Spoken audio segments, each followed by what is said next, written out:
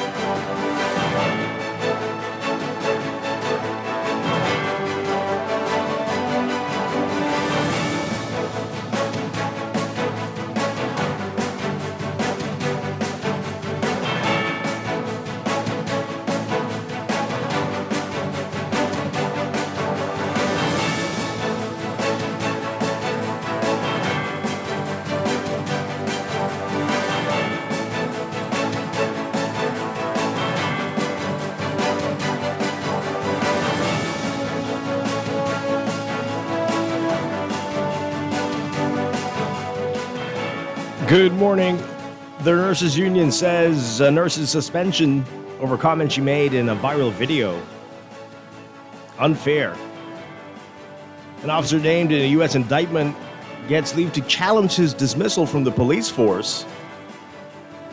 And with days to go before the by-election in Golden Isles, we are talking with the FNM leader, Michael Pintard. It's all straight ahead this morning. I'm Dwight Strachan, and this is Morning Blend. Wake up, it's a new day. Wake up, it's a new day. It's the start of a new way. Don't you know that it's the start of the end of the old way. Wake up, it's a new day. Wake up, it's a new day. Good morning again, Bahamas. It is Tuesday, November 11th, 2025. This is Morning Blend on Guardian Radio 96.9. Again, I'm Dwight Strachan. In a moment, Duquesa Dean will be joining us. Also this morning, it's Pharmacy Week. We're going to be talking with the Bahamas Pharmacy Association about what they've got planned for the weekend. A number of people being honored. We'll tell you all about it. That's all ahead. But first, it's time for the overnight, the latest breaking news from while you're sleeping, and the top national and international headlines this morning.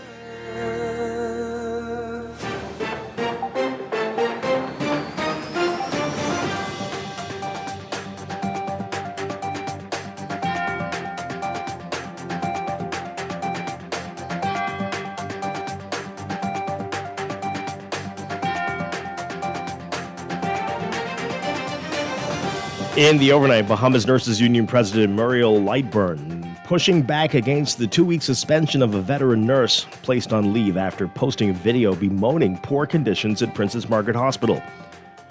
Pearl Williams, a nurse of 44 years, was placed on a 10-day suspension pending an investigation by the Public Hospitals Authority after she publicly appealed to Prime Minister Philip Davis to address pressing issues plaguing the hospital, including leaking roofs and rodent infestation. Lightburn acknowledged that Williams may have breached the authority's confidentiality clause, but she insisted that other measures could have been taken ahead of the. Minister of Health and Wellness, Dr. Michael Darville, has publicly opposed the PHA's decision. Lightburn acknowledged their comments, including that of FNM Chairman Dr. Dwayne Sands, who came forward in support of Williams.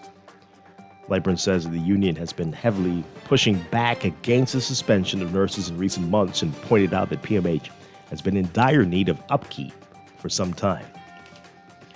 Well, the PHA, the Public Hospitals Authority, says that a video circulating on social media depicting a leaking roof at PMH is 5 years old and no longer an accurate representation of conditions at the hospital. In a statement, it said that it was seeking to clarify the video circulating on social media, saying, quote, the PHA confirms that the video is in circulation is approximately 5 years old and does not represent the current standard and improved conditions now in place. That video showed rainwater pouring into plastic barrels with cardboard lining the hospital floors to soak up the water. Hospital employees could be seen in the background working amongst the poor conditions.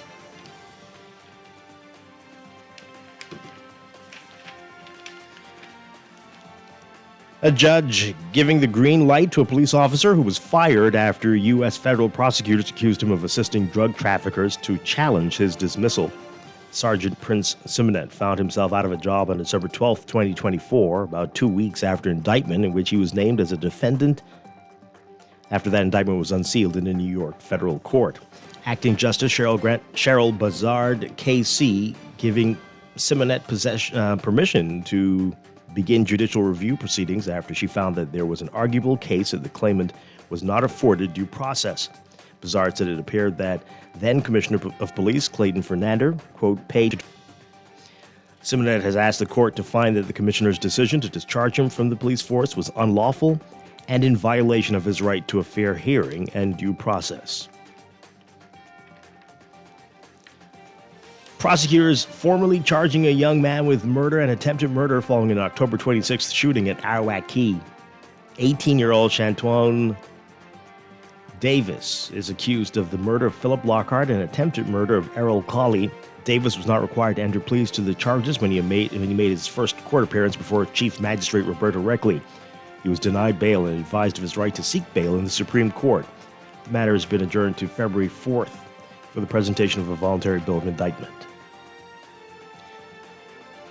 Investigations continue into a shooting. A 21-year-old man hospitalized after he was shot on East Hill Street. This happened after 3 a.m. Monday. The victim was inside a parked car with a man and another woman when a gray SUV pulled alongside their vehicle, and someone inside that vehicle opened fire on them. The victim was shot in his right arm and drove himself to the hospital after suspects fled the scene, heading south on Market Street. He's said to be in stable condition. A 24-year-old American man attacked by a shark in the Berry Islands. This happened on Sunday. Police say the victim was spearfishing in waters off Chub Key around 12:30 p.m. when a shark bit him during the retrieval of his catch. The victim was treated for minor injuries and has since been discharged.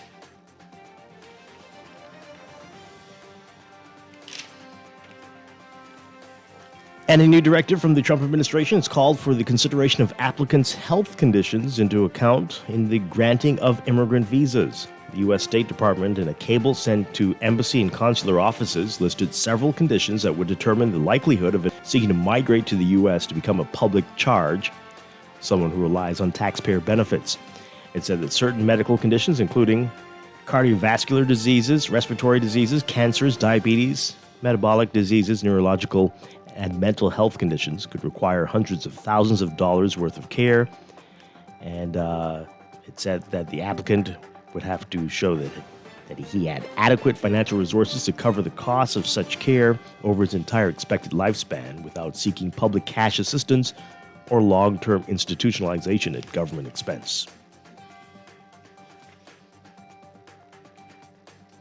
Overseas, Indian police investigating a deadly car explosion in New Delhi under an anti-terrorism law as forensics experts work to determine the cause of the blast. The explosion occurred near the historic Red Fort late Monday, killing at least 8 people and injuring several others. Senior police officials telling the Associated Press that the case was registered under the Unlawful Activities Prevention Act, India's main anti-terrorism law, which allows broader powers to investigate agencies to detain suspects. Prime Minister Narendra Modi, who was on a scheduled visit to Bhutan on Tuesday, said investigators would get to the bottom of the conspiracy. Police say the explosion was believed to have originated from a Hyundai car parked that had stopped at a traffic signal. Nearby vehicles were badly damaged, and photos showed scattered or shattered windows, twisted metal, and flames engulfing several cars.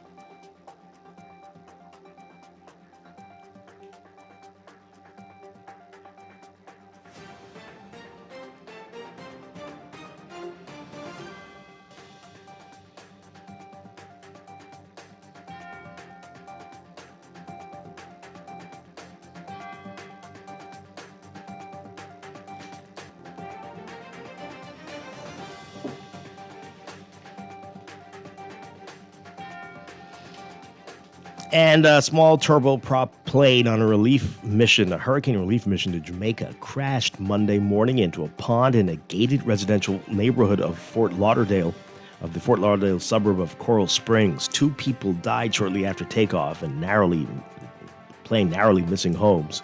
The Coral Springs Police Department confirming the deaths in a statement Monday afternoon. Coral Springs Parkland Fire Department Deputy Chief Mike Moser saying emergency crews responded within minutes of a call reporting the crash. Initially, no victims were located, but local aerial televised footage showed a broken fence in the backyard of one home bordering the pond where the plane went down.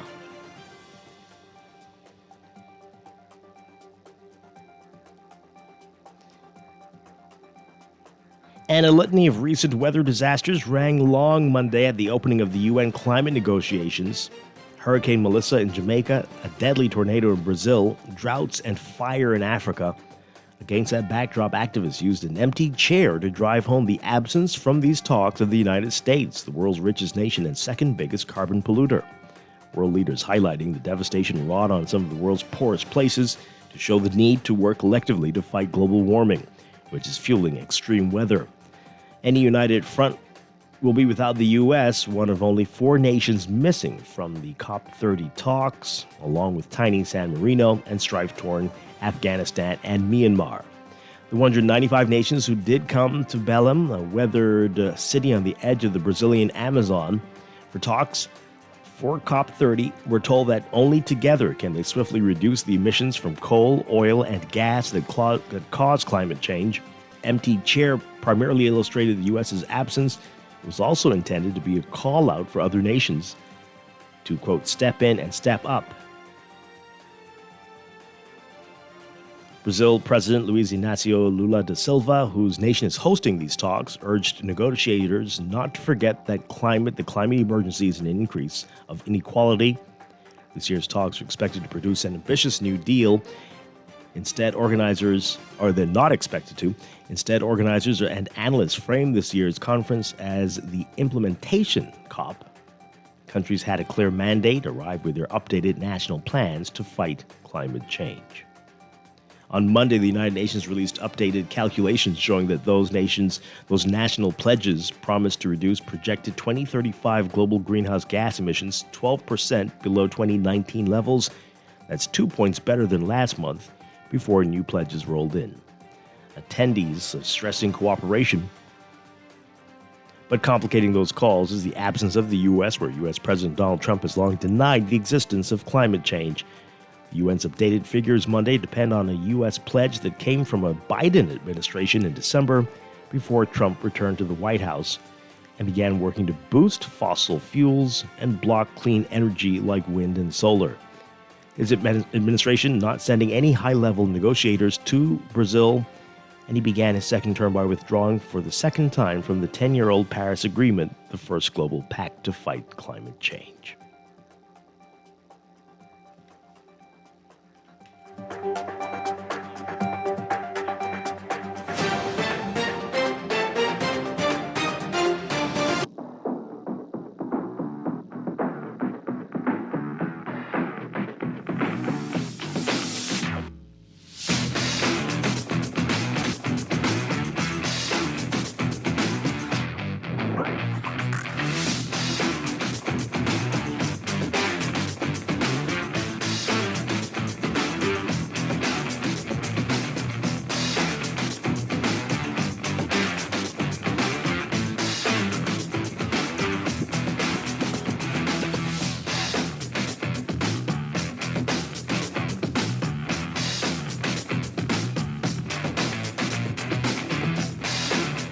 In sports, months of arduous training and hard work translated into great success for Team Bahamas at the 2025 Grift Aquatics Championship Water Polo, hosted by the Aquatic Sports Association of Trinidad and Tobago.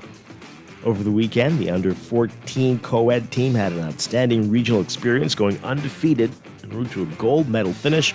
The team defeated the host association, Trinidad and Tobago, 10-8, claiming the gold at the Grifter Championships. Competition separated into the regional championships as well as a U.S. invitational tournament to allow for more exposure and competition for the Caribbean countries.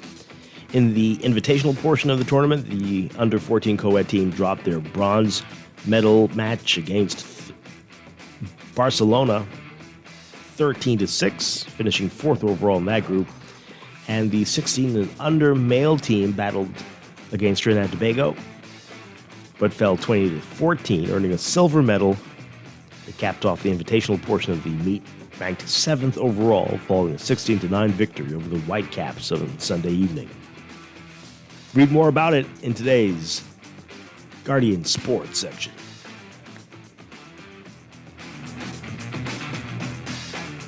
And the Jazz Chisholm Foundation's Little League opening its 2025 winter season over the weekend at the Blue Hills Sporting Complex. Over 300 baseball players ranging from T-ball to kickoff regular season play for the league. League Commissioner Duron Sands giving his assessment of the opening day, saying it was exciting to get everybody back.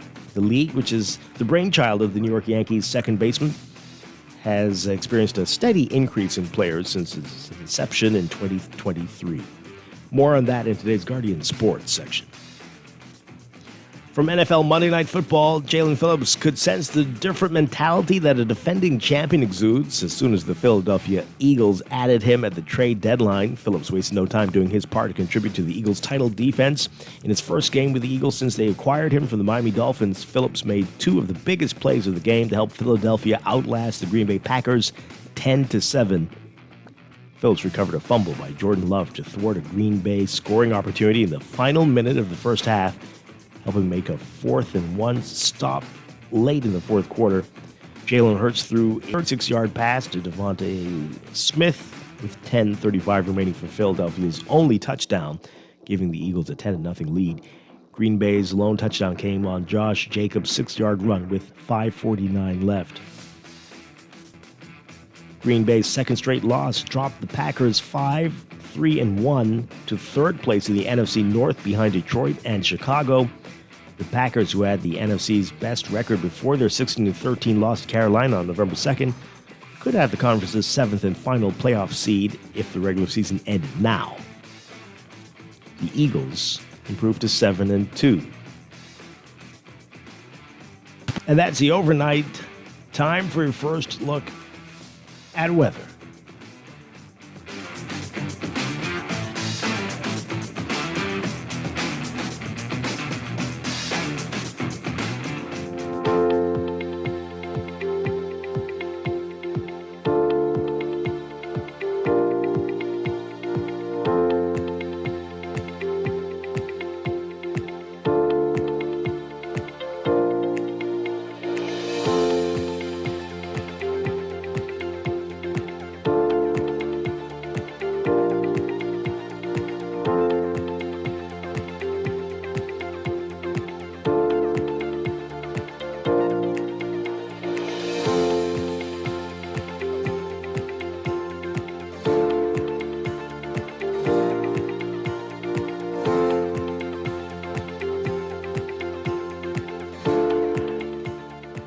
Your first look at weather brought to you by Star General. We've got a near gale warning in effect for the northern, northwest, and central Bahamas. A near gale warning will come into effect for the southeastern islands this afternoon or tonight. So this fast-moving cold front we've been telling you about is now over the central Bahamas. It's expected to enter the southeast Bahamas this afternoon before it stalls tonight. And that's going to trigger some isolated showers and thunderstorm activity. For the northern and northwest Bahamas, strong high pressure continues to build behind that front, and that's going to generate some very strong gusty winds. You're seeing that already. Hazardous boating and beaching conditions, but also cooler temperatures. So for today, motorists and pedestrians, especially on Eleuthera, are advised to exercise caution when crossing the Glass Window Bridge due to the potential for overtopping waves and sea spray. And currently, there's a very high risk of rip currents across all areas. Beachgoers and swimmers, especially across the northern half of the country and the central Bahamas, are advised not to enter Atlantic exposed beaches. So your forecast for today for the northern half of the country, the northern islands, and the northwest Bahamas, including New Providence, partly cloudy to cloudy through tonight. Chance of isolated showers through tonight. Winds northerly at 20 to 30 knots with gusts to near gale through tonight. For the Central Islands, variably cloudy through tonight, a 10 to 20% chance of isolated showers through tonight. Winds northerly at 20 to 30 knots with gusts to near gale through tonight. And for the Southeast Bahamas, partly cloudy to cloudy through tonight, a 20 to 30% chance of isolated showers and thunderstorms through tonight. Winds northerly at 10 to 15 knots today, increasing to 20 to 30 knots by this evening into tonight. Temperatures today, we're looking at highs in the low to mid 80s for the northern half of the country, around 28, 29 Celsius. Overnight lows tonight getting down to the upper 60s, around 21, 22 Celsius. For the Central Islands, highs around 86 Fahrenheit, 30 Celsius. Overnight lows tonight getting down to about 73, 74 Fahrenheit, 23, 24 Celsius. A bit warmer for the Southeast Bahamas, highs around 88 Fahrenheit, 31 Celsius. Overnight lows tonight getting down to about 76 Fahrenheit, 24 Celsius. That's your first look at weather this morning. How long will this cold front stick around? We'll tell you in your extended outlook coming up in just a bit. This weather check brought to you by Star General Insurance, made simple. Wake up, it's a new day. Wake up, it's a new day. It's the start of the day. Don't you know that? You are listening to Morning Blend. When we see today's top stories right here on your home for fresh news and smart talk all day. Guardian Radio 96.9. Wake up, it's a new day.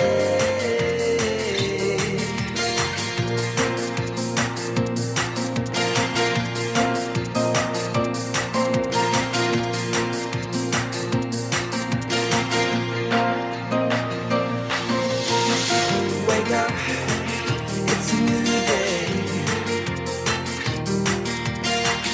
Wake up. Attention RBC clients. To comply with regulatory requirements and to avoid service interruption, you need to update your information at your RBC branch. While you're there, enroll in RBC Digital Banking for 24/7 access to your accounts anytime, anywhere. Update your information and bank at your convenience with RBC Digital Banking today. Southwest Plaza has so many stores, I've been trying to find a sensible way to list them all. There's CBS Bahamas, the Ashai Institute, BENC Snack World, Bamboo Shack Bahamas, there the Athlete's Foot and BTC, Games and More, John Bull Fine Threads, Alive, Bahari, Dairy Queen, 700 Wines and Spirits, Sandy's Clocks and Island Lock, Starbucks and Lowe's Pharmacy, plus Marco's Pizza and Lorraine. Southwest Plaza, what a wide array of stores. Southwest Plaza, stop by today and explore. Some people come and go. Others work for you every single day, whether through free classes for students or programs for the elderly. We've been building golden aisles for years, while others waited for their time to shine. I'm Brian Brown, and I know it is something you earned. On November 24th, vote FNM, because this time around, we're going with Brian Brown. Paid for by the Free National Movement. At Cleveland Clinic, set your course, not cancer. So when your journey takes an unexpected turn, you seek out the experts who've conquered it before, and you forge new paths to help fight cancers. For every route to a cure, for every care in the world.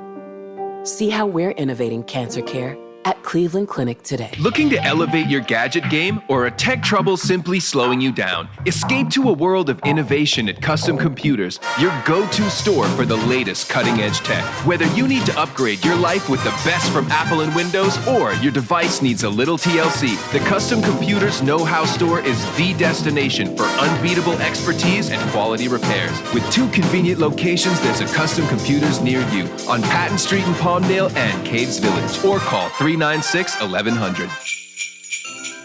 Mommy, are you renting to Santa too? You have Santa. I have CIBC Caribbean. CIBC has sweetened the season, so you can bring your holiday dreams to life and wrap a new home or land with incredible cashback deals. Plus, your approved loan gives you a chance to win up to US $5,000. Apply now at www.cibccaribbean.com/sweeten the season. Terms and conditions apply. Wake up, it's a new day. Wake up, it's a new day. It's the start of a new way. Don't you know that it's the start of the end of the old way. Wake up, it's a new day. Wake up, it's a new day.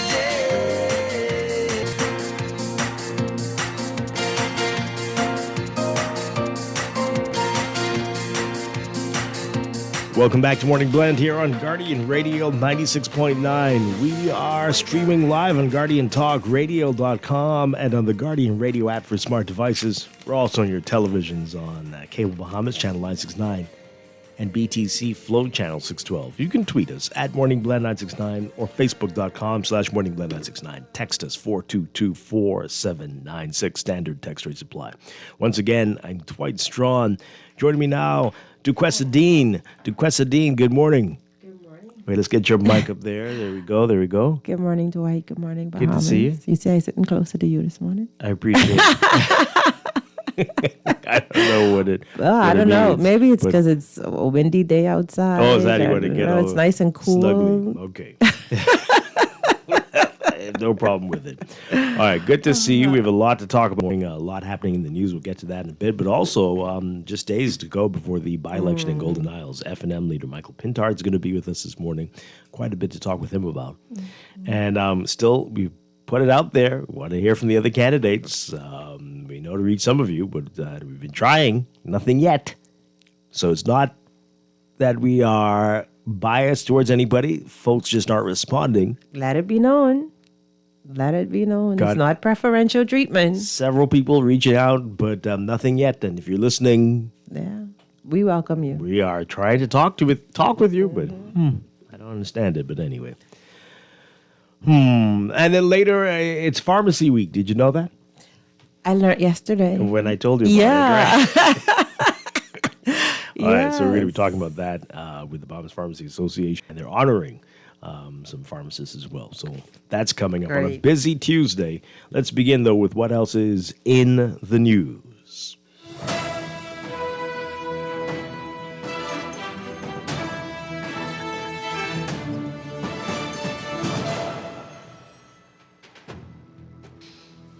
And in the news, we had them on yesterday. C2O, the Climate Change and Environmental Advisory Unit.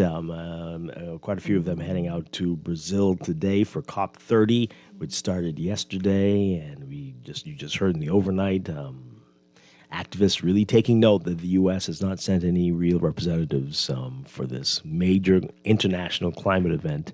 190 plus countries taking part, but the biggest one isn't there. We did ask the Bahamian reps about that, and they're like, well, the U.S. is only one of 190 countries. Well, that's good. I mean, that it's only one, but still it is a major player. Yeah. But we do know that its ultimate leader doesn't really believe in climate change to any great extent, eh?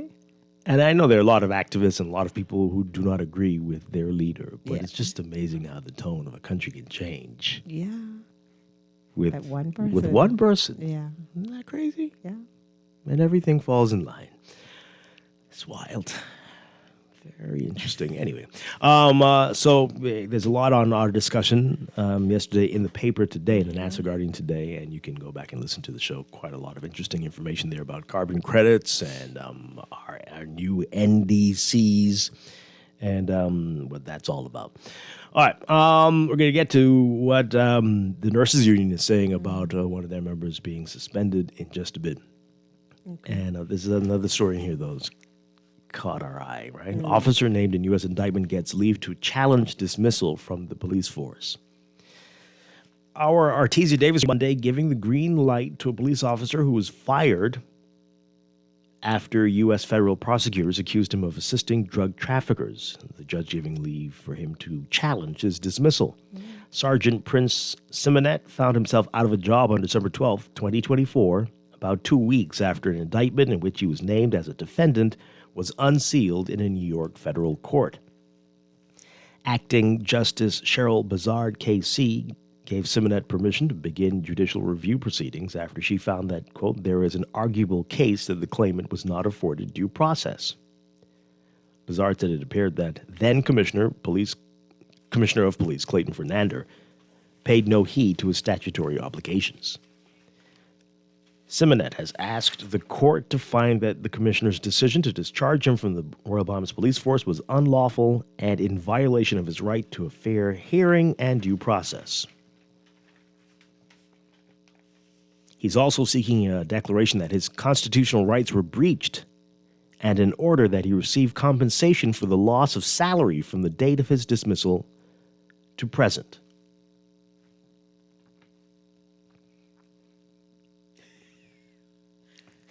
I'm going to read that one more time. He's also seeking a declaration that his constitutional rights were breached and an order that he receive compensation for the loss of salary from the date of his dismissal to present.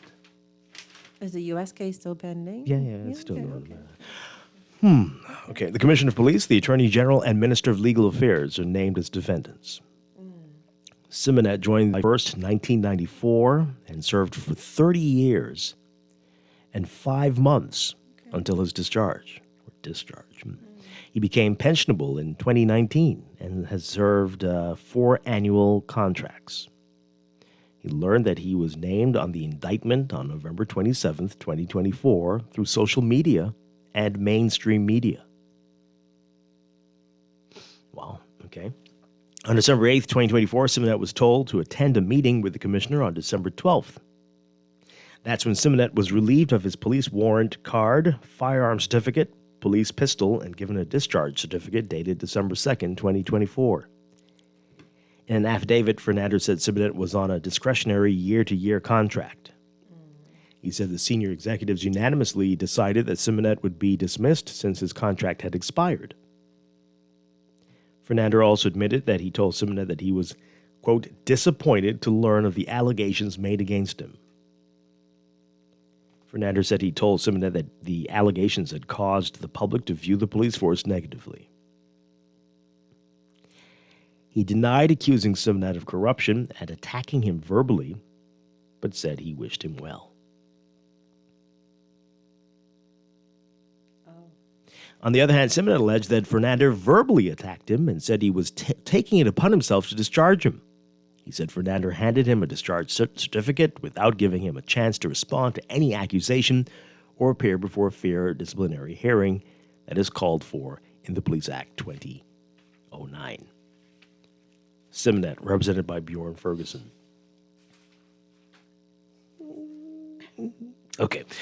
Oh boy, it's too easy. Yeah. So his contract, according to that, was up. And so his contract was not renewed. So was there really a breach? If your contract is up, I want to understand. Like if your contract is set to expire December 14th and you are dismissed. Or we decide we're not going to renew it. Right. You're a contractual employee. Therefore, there are certain rights that you no longer have. However, if December 2nd and they allowed him to continue to work up to December 14th, does that give somewhat of a foothold to say, well, you know, because you continued my employment for these amount of days, it's just naturally assumed that my contract was renewed and I continue on with employment? I can't answer. But again, in an affidavit, Fernandez said Simonet was on a discretionary year-to-year contract. Right.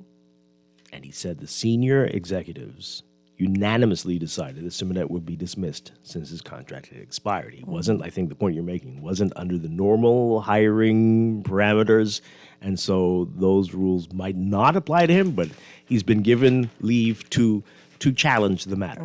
So we will see, but it is quite interesting. It is interesting. I mean, On many levels. You note that other officers who have come under suspicion of anything and were relieved of their duties were done so on half pay until the investigation was That's done. an interesting point. Yeah. And But in this case, they were not under a contract. They were not right.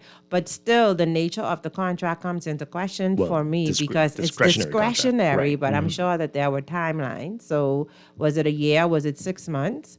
And did this officer continue to work after his contract date was passed? And so, given the idea that the contract therefore is renewed because I'm continuing to work, I mean, for me, it's just not black and white. It's not cut and dry. It just really depends. Like if you say the question, you're on contract, you finish December 31st of 2025, but you still allow me to come January, you still allow me to come February, I have the impression that now my contract is ongoing. Episode to episode, but there's been no formal notification of termination.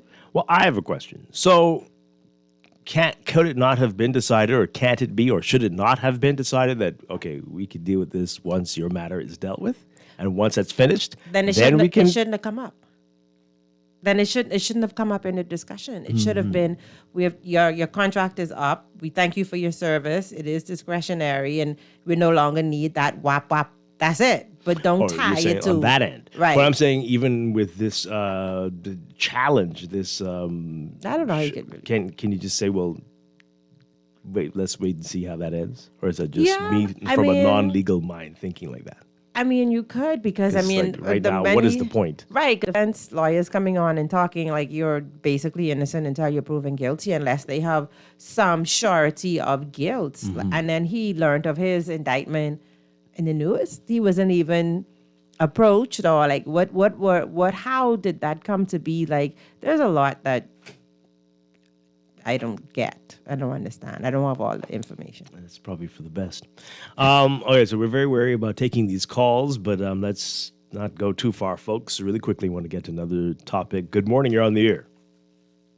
Hey, Dwight. How you doing? Doing well. Good morning. Good. And in an effort to respect the status of the case at this time, I just say this, that the information that you read earlier stated that the court agreed to hear the case. And I think that I take my bearing from the fact that the legal mind, whether there was enough there to come to the conclusion that due process was not followed, is saying that, listen, there is a case here to be answered. Yeah. And so that in its sense is enough for me to say that here goes the police force again. If you just do a brief review in your mind, you can think of any number of cases now where the police force and other law enforcement agency in the Bahamas has not been given sufficient legal counsel when they're making these kinds of decisions. And I hope that maybe this would probably be an effort to stem the growing number of decisions that are made in these legal organizations that are costing the taxpayers substantive amount of damages and losses in terms of the way these leaders are making decisions. Just look at the case at the hospital the other day. You would think that is sort of a jump to conclusion as to how that was handled. In due process, it seemed to have not been followed. So I hope this case highlights and lead us in the direction where we find a way to minimize and give these leaders access to good legal counsel before certain decisions are being made. I hear you. Don't go yet. Don't you think, I don't want to put words in your mouth, but I'm wondering if as Duquesa mentioned, he'd been suspended but on half pay, if that would not have been a very challenging look to the public in December last year when we learned about this. When I served in one of the local law enforcement organizations, the common practice was that when officers were interdicted or if they were arrested and charged, they were placed on leave with half pay. Once the case was over and the court has made its decision and the appeals process was completed, if there was a guilty verdict, then the person was fully dismissed. If it was not proven and they were found innocent, they were returned to duty and they were given their back pay. I think that's a middle ground, and that is something that we've lived with for many, many years. I'm not sure what is the new reason behind if someone is accused of something, then you dismiss them from their job fully without pay, et cetera, et cetera. But wouldn't the difference maker be that he's contractual? Yeah, but I'm saying even though this case, I'm leaving space for that. But we've seen other instances where it is not a contractual arrangement and persons were summarily dismissed once they are accused before the trial takes place. And I think that I don't know the reason behind it. Maybe it's been a change in the law, but and maybe that's also what's leading to these. It seemed to be a rush to move in certain directions when there's no harm in putting the matter in a neutral position until the person's case is up, and then decisions are made, because it should be innocent until proven guilty, and no decision should be made based on an accusation against someone. That is a very slippery slope. All right, one more thing, and the fact that just a few weeks ago, also accused, indicted this, pleaded guilty. Does that not mean anything? If you are if by whatever process, whether it's through a plea that has been entered as guilty and the case is concluded, and all parties are simply and satisfied that there'll be no further appeal. If there's an innocent outcome, then you make a decision on that. If there's a guilty outcome, but accusation, if a person is accused and charged, you cannot begin to make decisions on people's lives based on accusation. Anybody, the police, the government, anyone. Look at the case with the good lady the other day with the Lynn Holowesco. Look at her case. We cannot make decisions based on accusation. People are entitled to due process. That is one of the more high-profile cases. But think about all the other smaller cases where people are ramshacked because of accusations and they don't get due process. Mm-hmm. Okay, thank you very much. Not Lynn Holowesco. You're welcome. Yeah. Okay. Thank you, caller. Good morning. Let's take another one. Good morning, caller. You're on the air. Good morning, Dwight. Hi. Hi, good morning, and good morning to Miss Dean. Good morning. All right, Poppy. Tell me something you read earlier, but the officer was saying that, I don't know if you say he could sue the government or what, or asking to be, deal with more. He's asking for his matter to challenge his dismissal. Mm-hmm. Eventually get back on the force? I'm not sure about that, but he wants his pay indicted from the time he was fired. He one of the persons who are indicted? Yes. Mm-hmm. He is? Yes, mm-hmm. Yes. And this is like a movie. When you hear certain names, right? On some of these cases you read off on the papers, it's like a movie, and it kind of should borrow and stale. Some of these actors, when you hear their names, you say, well, what they dealing with? Just a repeat, eh? There's no conclusion. How come we still hearing these names? And it really sounds funny. We ain't professional. Oh, they must expect us. Or maybe I stupid. And I really just don't understand it. But, just hearing those actors' names. And I say, but I can't understand I being indicted, right? And I trying to deal with my name, my profession. As Dwight said, you're innocent until proven guilty. That case hasn't come up. Innocent until proven guilty. And then with the contract part, renewing it and bringing it back, I say it depends what they was doing for the force. If it's really important. But yesterday you was reading something with the climate change, and now you read something again today. Our guests were here yesterday. Mm-hmm. Our guests were talking about that yesterday. Okay, I need you to help me with something. Yesterday I wanted to ask you, but I don't know if that's AI. I hear on social media.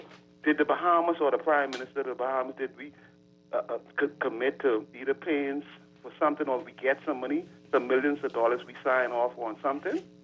with the climate change when they was in Brazil the other day, did our prime minister sign off committing the Bahamas to be able to pay for some? Or did they give us some money? No. Nothing. I don't know what you mean. Nothing. COP30 is happening right now in Brazil. They're heading there now. We are working out the framework for carbon credits. That's what we were talking about yesterday. And they're saying that by 2026, we'll have it all sorted out. And then hopefully we'll be able to start making some money from it. Getting some funds? Yes, hopefully. Okay, but we ain't putting no funds in it. We ain't signing off on nothing for the Bahamas on that, right? I'm not sure what you mean, but we are developing the framework for it, and hopefully by next year. Maybe developing the framework. If we have to maybe put money involved, then we'll do it. But I just saying No.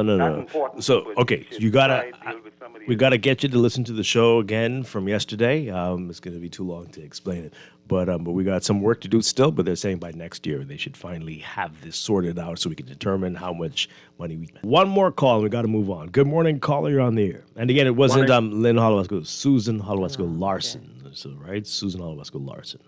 Hello. Yeah. Hi, caller. You're on the air. Yes. Morning, Dwight, and good morning, Nana. Good morning. Listen, Dwight, you have a legal question. I just tuned in, right? But I'm the self-appointed neighborhood shop steward. Could you just quickly let me know what's going on with this officer, and I'll try my best to answer you. What's to answer? We it's nothing for us to answer. We just can't wait to see how this goes. I thought you was debating, like he was debating something. No. He's been given leave to to challenge his dismissal from the force, right? Because he's saying that the protocols weren't followed. Commissioner of Police at the time, and so he wants back pay. And I don't know if he wants. What did he say? Yeah, he wants from then to present. Yes, from December to now, all of his back pay. It makes me wonder if his contract was. And he wants a declaration that his constitutional rights were breached. Oh, gee. And again, an order that he received compensation for the loss of salary. When was he officially dismissed from the force? December, when that indictment was unsealed. Remember last December, year? right? Mm-hmm. So what back pay he asking for between everything from then to now? Yeah. But or until the time that his contract must have been up. I mean, it was not up at this, because how could you ask for something if you're not under control obligation? Assuming that he was going to be renewed again, I guess. You can't put something through on assumption. Simple fix, man. You know what I mean? But I can tell you what happens to people that come under indictments or commit some kind of infraction in law on their jobs. You have two options. You can pending the outcome of the matter, or you can leave the employee affixed to the job until pending the outcome of the matter. That's two ways. Mm-hmm. And as for them owing him anything, he should be paid if they owe him anything. But if he was indicted in December, there's a good chance contractually he forfeited all of his benefits. Well, he doesn't seem to think so. But we will see. We'll see how this goes. We'll see how this goes. Okay. He's got some heavy representation there with Bjorn Ferguson, so it's going to be interesting. Anyway, let's leave that there. We'll continue to follow it. And, okay. So the other big story, the Nurses Union president is saying that the the suspension of Pearl Williams was unfair. Remember, she made that video talking about all the challenges at the hospital. For more on what the union is saying, take a listen to this report from our Vanik Toot. The Bahamas Nurses Union is speaking out against the 10-day suspension of 44-year veteran nurse Pearl Williams, who made a public appeal to the Prime Minister to address several issues plaguing Princess Margaret Hospital, including rodents and a leaky roof. Union President Muriel Lightbourne says Williams spoke the truth and her video should be seen as an opportunity to fix lingering issues at the public health care facility. We do have a problem in our hospitals as it pertains to health and safety. Nobody wants to lay down in a hospital where there are rodents. Nobody. I think the issue is being escalated now because people are now just talking about it. The conditions in the hospital, there are some conditions in the hospital, there are some wards that were leaking, but I've forwarded to the relevant persons to have those matters addressed. So we're looking at that. Lightbourne says she believes Williams' suspension pending the outcome of an investigation was unnecessary, as she admitted to recording the video and explained why she did it. The union president also noted that the hospital cannot afford to have a nurse out of the system, insisting she should have received a warning instead. It was something that could have been discussed. Like I said, she is a 40-year nurse. Number two, we do already have a problem with retention of nurses. Number three, we are short-staffed on nurses. So I don't see the reason for putting her on suspension for 10 days for investigation purposes when everything is right out there. The union president questioned whether the situation became a big issue because a general election is looming, and noted that while former health minister Dr. Dwayne Sands spoke out on the condition of PMH, the challenges the hospital currently faces did not start overnight. She called his comments disingenuous. While what she said is true, that did not just happen overnight. The condition of the hospital did not happen overnight. And so when I hear the former Minister of Health speaks to this matter as if this is something new, it baffles me. She added she took grave offense to Health Minister Dr. Michael Darville's statement that Williams' suspension was unfair when the union has been fighting multiple suspensions of nurses in recent months. When you suspend this nurse and you remove her from the ward, from the hospital for 10 days, that means now that you have to find another nurse to fill in her space. You're paying that nurse overtime. And guess what? Who loses? The hospital. To us, I've said to them, let's find a better way. The union suggested a reporting system that allows staff to lodge complaints and express concerns anonymously. Reporting for the Guardian News Network, I'm Vonique Tude. Okay, let's get your reaction to that, folks. The suspension unfair. So, what do we make of this? I know that it was discussed last week quite a bit on the show. I wasn't here for it, but unfair. So, no lies told in her message for the most part, but you are an employee who signed a confidentiality clause. Even if you didn't, you're an employee. Yeah. If you go suspension, you're lucky that's all you got. You go and make a video about your employer. It generally won't end well. Yeah. Unless you're saying they're the most wonderful employer in the history of the world. I mean, I've seen people talk about whistleblowers, but whistleblowers are usually anonymous until way late in the process or whatever. And so, that she had to understand that there would be consequences. But what I'm getting from this article is that she's feeling the suspension is somewhat unfair for investigative purposes because there's no investigation. The lady admitted, there's the video, the lady admitted. So what are you actually investigating? I think that part is strange. Yeah, that's so. Where I'm like, yeah, was AI or something. Right. But anyway, suspended. But the minister said he didn't feel that she should have been suspended, which is interesting. But I guess he's not. Which again is for me, the that's boss like of PHA. I guess, but isn't he the minister responsible for health?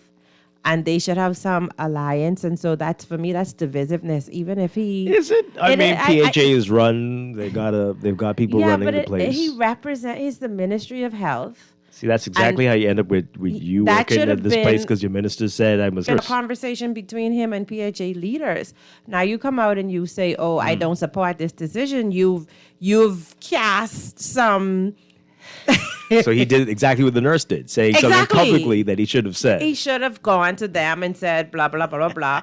But this hospital is the management company. And when you speak out against them, you kind of essentially talking against yourself. Interesting. So I just feel his comments were out of place. It should have been a more diplomatic response to that, even if he didn't agree with that. Election's coming up. He's saying that official. Saying that it's the decision that is made by PHA and he doesn't have a say in it or something like that. Throw them under the bus. Why not? That could kind of like be I don't agree, but not necessarily. You understand? It's why there's so much chaos too. He needs votes. All right, so everybody here is you better believe it. Everybody here is a little wrong or a lot wrong. This was handled badly, Yeah. and the hospital still has many issues. Yes. And so we are just spinning still. Yeah. But the PHA says that video that went viral over the weekend of the Did you see leaks, I did. They say that's 5 years old and not accurate, not an accurate depiction of what's currently the issue. I must be need breakfast because even if it's 5 years ago, there's no way employees should be working in a condition like that. Kudos that they have made improvements. Exactly what those improvements are. Like, show us a demonstration. They still don't have a kitchen. Or show us, go take a video of, these great working conditions and share that to counteract that. But there's no. So you want them to show a different hospital? No, show me the improvements. Oh, okay. Show to go right to that same hospital. Oh, well. Don't just come and see how the person did a video and then you had the video at those conditions. This is where that video was Right, taken. and this is what it looks like now. Shiny, gleaming. Right. Wonderful. Right. That would make me say, oh, yeah, okay, sure. that's changed. Right? That's the only way you'll believe it. Or I have to go there and see it myself. Right. Okay. I believe they are doing improvements. I just don't know what they are. Mm-hmm. I don't know if anybody knows, if you're not in that environment, exactly what they are. So show us some things. All right, so let's get your reaction to what the union is saying. It's unfair, and then you can't take a nurse out of the system. They already have challenges, all these things. And again, no lies were told, apparently. So what say you? Let's get these calls in quickly. Good morning, caller. You are live on the air. Good morning, Dwight. Good morning, DeGresso. Hi, good morning. Yeah, Dwight, just a couple of things. When the leader of the opposition comes on, please ask him if he would introduce, if he becomes the Prime Minister of the Bahamas, that he would introduce a Doge concept similar to what they're doing in development, a Department of Government and Efficiency. It will save us tens of millions of dollars. But that's a very important, piece of question to put forth, because we haven't heard anything concerning how we're going to deal with all of this government wastage that's been going on for decades. It'll save us a whole lot. But Dwight, in reference to the nurse, it seems as if, Dwight, that, well, we know the politicians, they do it, but a lot of these senior civil servants too, they are part of this thing called the lodge. So they operate from a secret society type system process. They bring that nonsense right into public life and they try to suppress information. I mean, we have to be very careful about these people running for office, watch them pledging, in joining these fraternities, and they bring this type of behavior in, and we can't get proper information from them. But we know that these people will not be doing any investigations. By the time they finish their investigation, the woman will be off for suspension. But the great thing for this brave woman, I would call her, is she have already put in 44 years into the system. Exactly what did she say that we haven't already known for decades? Like, you remember that report you put out, the Guardian did it on the hospital and their affairs, how long it takes for an ambulance to arrive. You remember all those alarming statistics? Mm-hmm. Did they ever address any of those? We don't know. Yeah. And are they working assiduously to address the concerns that this lady raised? I mean, I keep saying, Dwight, we pay these politicians big money. We give them the best medical insurance. They don't have to go through this process of what many Bahamians go through, like riding on the back of a truck, getting pushed to the corner on a gurney. This could easily be me, Dwight. It could easily be any one of us. And we are missing the bigger picture. And what is the Minister of Health doing? What is the validity of what she said? Is there any validity in what she said? We know it's a rhetorical question, but we know the answer, Dwight.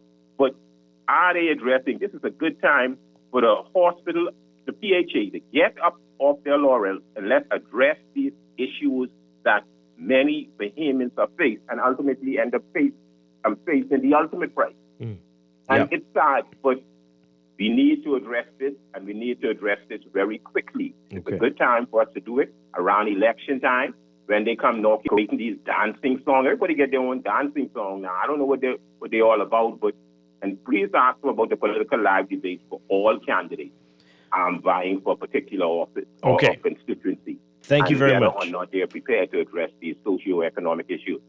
I appreciate it. Thank you very much. All right, let's take one more call. Let's see if we can squeeze one more in. And good morning, caller. You're on the air. Yes, good morning, Dwight. Good morning to Mr. Dean. Good morning. Hi. Yeah, thanks for squeezing me in, Mr. Strachan. You always do. But, Cleaver highlighted something I really wanted to touch on. You know, Gabby, she comes on with Garth. You know, I love Gabby. I mean, she's a great lady. And so she said something. You know, I listen to them. These young people are very intelligent, you know. And so she said something that stood out for me that should have stood out for everybody. And it was that this is a distraction, right? It's absorbing us into nothingness. Meanwhile, the same situation still goes on at the Princess Margaret Hospital. Just like Cleaver said, all of this talk, all of these narratives, all of this rah. The same situation is still going on at the Princess Margaret Hospital. The A&E, the multi-trillion-dollar project hasn't been open yet. It's just narratives from the Minister of, it's indescribable, the Minister of non-existence, right? This is what's going on. They're full of words, and this highlights the fact that I was telling you, even though somebody disclosed something on your show yesterday as it relates to the Bahama hoax, right? And he gave a hint, and I had told you this months ago, Dwight, that this is what's going on. But we don't like to listen to one another. And, you know, even, I'm so sick of the airwaves. And Dwight, what I'm saying is, you know, I pay taxes, right? A huge amount of taxes, disproportionately for my income and my status in this place, right? You can imagine, lo and behold, at my age, you know, I go in the Princess Margaret Hospital, and I have to sit up in that inglorious. All right, anyhow, hats off to Dr. Markey. I just let her know that the lady who was there the Sunday past, that's my wife, and she's a nice lady. My wife gave, and you know, as somebody knows, some of these doctors really care, because this is what they said.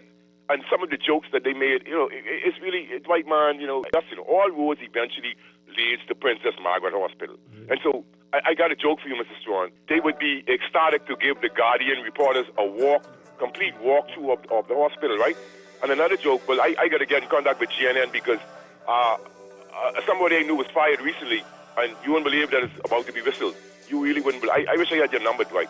You and the girls would be surprised of the biological hazard, the pathogenic paradise that they're creating in this hospital. This is exactly what it is. Okay. Because once the air conditioning system is not working, you know it's more conducive for bacterial spread, et cetera, et cetera. And so, you know, a lot of things that even Jeff mentioned something. A lot of things goes on in the hospital that because it's a public hospital. But if it's a public hospital, Dwight, why are they so hell bent on suppressing when the nurse? Okay, it's a lot. We understand the passion. We're all very, very concerned. Very, very concerned. A couple messages as we go to the break. This person says that whistleblowers aren't necessarily anonymous. Think of the most famous, Edward Snowden. Okay. Sure. Because of the serious nature of the information they release, the law protects them from normal company policy. This is not someone complaining about a lousy manager. Thank you for that. Interesting. You really don't care about Bahamians. A nurse was speaking out about well-being of patients, and all you could do is talk about, did she speak out correctly, and talk about protocol or the way to speak out. How about the protocol of having the hospital fix? Someone doesn't need to speak out. Y'all got to stop. You may need to go to the hospital one day. I don't know who you're talking about, and because nobody's saying that. But it's. I think they're referring to the article. Have to be the coverage itself. I think they're talking about us or me. But you, it's not unusual to expect that there would be ramifications you for have to know that. And we salute her and respect. You have to know that. But you have to know that there would be ramifications. Now they shouldn't be severe, but there would be something. The text says, I reckon dealt with the numbers guys who were operating illegally for years. Okay, we're going to go to break. This is Morning Blend on Guardian Radio 96.9. Stay with us. She want a mountain way wide, whoa. Her body feeding me inside, yeah. I bend her over like so. Ready, set, here we go. I pleasure you all night, girl.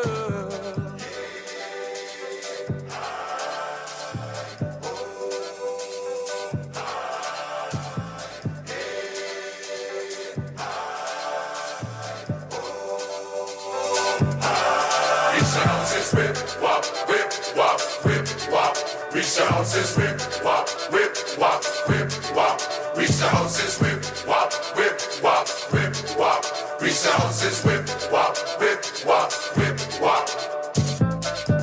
my car, carry her home. We hop in my car, carry her home. We hop in my car, carry her home. We hop in my car, carry her home.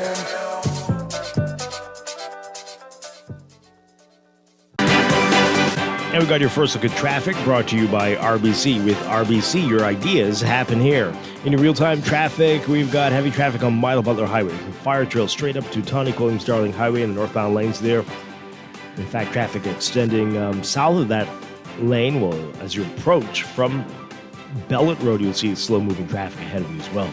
Over on Gladstone Road, a better scenario, but still some slow-moving northbound traffic for you. Blue Hill Road, seeing some congestion just north of Soldier on the way to Independence Drive. We've got some slow-moving traffic on Independence Drive eastbound right now.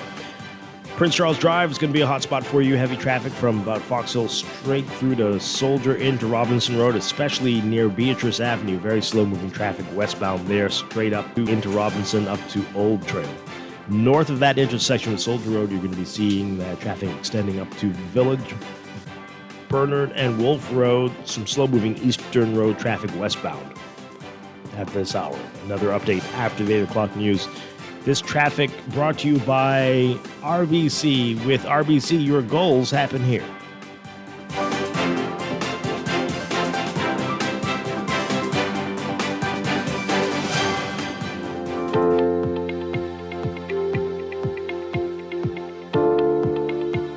And time for another check of weather. We've got a near gale warning now in effect for the northern, northwest, and central Bahamas. An air gale warning will come into effect for the southeastern islands this afternoon or tonight. We've got a fast-moving cold front that's moved through the area. It's now over the central Bahamas, expected to enter the southeastern Bahamas by this afternoon before it stalls tonight.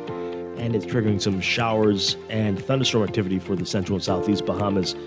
Over the northern and northwestern islands, look for breezy conditions, strong gusty winds, hazardous boating and beaching conditions, but cooler temperatures as well. That frontal boundary is going to become stationary and remain over the southeast Bahamas for the rest of the week, keeping shower and thunderstorm activity elevated over the southeastern Bahamas. But the robust high pressure will maintain cool, dry, and breezy conditions over the country for most of the week into the weekend. Motorists and pedestrians on Eleuthera are asked to exercise caution when crossing the Glass Window Bridge due to potential for overtopping waves and sea spray beginning tonight. And there is a very high risk of rip currents across all areas. Beachgoers and swimmers, especially in the northern, northwest, and central Bahamas, not advised to enter Atlantic exposed beaches today. We'll have more on your extended outlook coming up in your next weather check. This is Morning Blend, your Morning Blend weather check. We'll be back after these messages.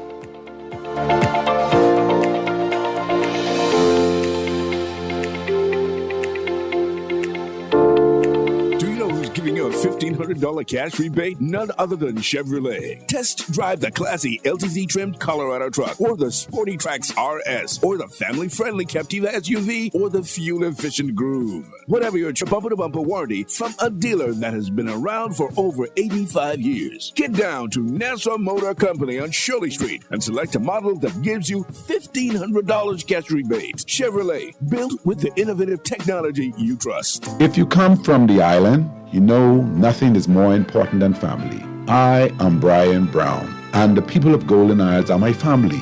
I am proud to serve my neighbors and friends. I'm asking for your vote to be your next MP. I believe in showing up all the time, not just election time. So on November 24th, vote F&M, because this time around, we are going with Brian Brown. Paid for by the Free National Movement. No one likes a fender bender. Oh, man. From a little scratch to a full mashup, NUA Insurance has got you covered with auto insurance tailored to fit your needs and budget. For affordable rates with free on-site accident assistance, visit us online or in branch and just ask us. NUA Insurance. Ask us, because we've got you covered. Under the distinguished patronage of Thelma Hanna, Louis Clare Jr. presents Emmanuel at an evening concert celebrating the birth of Christ our Savior. It all happens one night only, November 22nd, 7:30 p.m. at the Hillview Seventh-day Adventist Church, located on Tonic Williams Darling Highway. Is free, so come out and be blessed. An offering will be lifted. This ad has been sponsored by Screws and Fasteners World. Mommy, are you renting to Santa too? You have Santa. I have CIBC Caribbean. CIBC has sweet holiday dreams to life and wrap a new home or land with incredible cashback deals. Plus, your approved loan gives you a chance to win up to US $5,000. Apply now at www.cibccaribbean.com/sweeten-the-season. Terms and conditions apply. This is Guardian Radio 96.9 FM. Fresh news, smart talk, all day. KB and Sting, coming with the Bohemian Ting. Come on. Woo!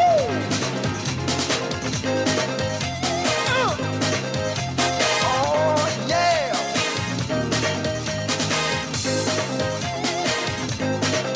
Yes. I's a Bohemian, hairy born and bred. I don't want to live nowhere else, even when I dead.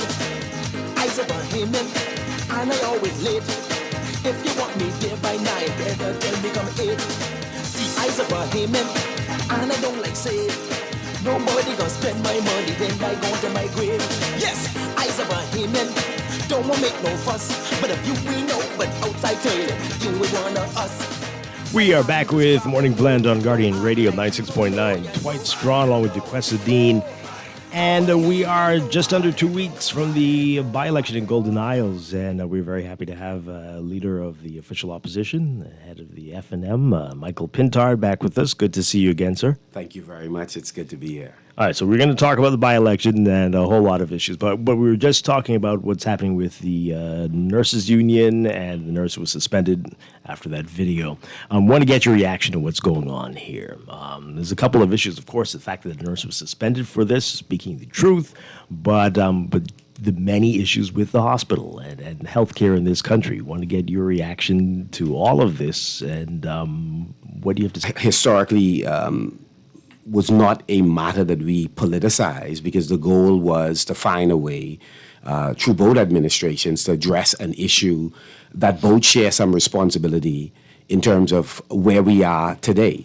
Under both administrations, I think there have been some opportunities missed that again, we have to be quite honest about what the shortcomings are and where we have missed opportunities. Having said that, we are now in a new dispensation. We have seen healthcare become a kind of political football. That does not serve the public. I do caution people, however, not to dismiss the criticisms that members of staff, political organizations, members of the media raise about the state of the hospital. I said before, healthcare is in crisis. The government pushes back immediately and says, no, we're just being an alarmist, which is untrue. And it's not just in crisis in terms of physical care. It is also in crisis in terms of addressing mental health issues. And so, again, the government has to first admit that we have a crisis, identify for the staff as well as the public what those particular issues are that need urgent attention, and then lay out its plan for how it is addressing each of those issues. Failure to do so will result in persons who care about the system, like Nurse Williams, like many others who have been victimized because they have spoken out. Because imagine if somebody has spent 4 decades in the system, having endured the low pay, watching colleagues leave, and no doubt having had to leave and go to Canada or to the U.S., in my view, they have a right, having already raised the matter internally, to sound the alarm, because it is a matter of life and death. So this is a crucial moment for the country, and politicians, policymakers should respond appropriately. Is it embarrassing? Yes, we are in part out of office because there have been some things in healthcare we haven't addressed adequately. they are in, and they should have learned the lessons of previous administrations that have fallen short in various areas, and apparently they haven't. And worse, they have doubled down on the same old style bullying tactics of intimidating people who speak the truth. Mm-hmm. So Dr. Darville is but one person in this. The Prime Minister presides over a cabinet. He has set the tone for this kind of victimization. You would recall, with the immigration crisis that we are facing, the Prime Minister was made aware of ministers' interference in at least two cases. One, in the case of immigrants, persons who were working illegally at one of our hotel properties, who were released after being taken in custody with no documentation. Secondly, a case where irregularly a minister was handing out, providing concierge services at funerals. We advise at a couple of gated communities. All of these matters were raised. The Prime Minister promised a report. Instead of giving a report, he wanted to know, how did we get possession of the letters that showed a director of immigration chided and challenged the minister? You are making decisions related to citizenship. Where are the cabinet conclusions? The Prime Minister is more concerned about the release of information versus being concerned about the factual nature of what is being said. So the whistleblowers, you ought to protect them. And so you cannot fire or suspend a nurse where there's a massive shortage, who's simply sounding the alarm after 4 decades of enduring a horrible set of circumstances where life and death is at stake. So you do not agree with the suspension? Of course. I mean, it's nonsense. I mean, the Prime Minister hasn't suspended or fired ministers who have been engaged in outright corruption, in our view, and failures, whether it's related to a minister of transportation having issued more taxi plates than the law required, the law permits rather, or having borrowed $20 million illegally, in our view. They haven't shown us where in law a minister has, even as a corporate soul, has the ability to borrow money. Only the Minister of Finance has that capacity. And then, worse, you can't even show where the $20 million is. You can't go to Renaissance or any of those subdivisions and find $20 or $10 million worth of houses in the ground. So if you're going to suspend a nurse who's trying to save lives, you can't even fire a minister who can't account for $20 million or $10 million they recently gave to the Carmichael Development Corporation, and they have never answered the questions we have raised. Where did the $10 million go? Or the Golden Yoke program that the present Golden Isles candidate presides over, having again allocated more than $15 million, we believe closer to $23 million, and they are, where are the eggs?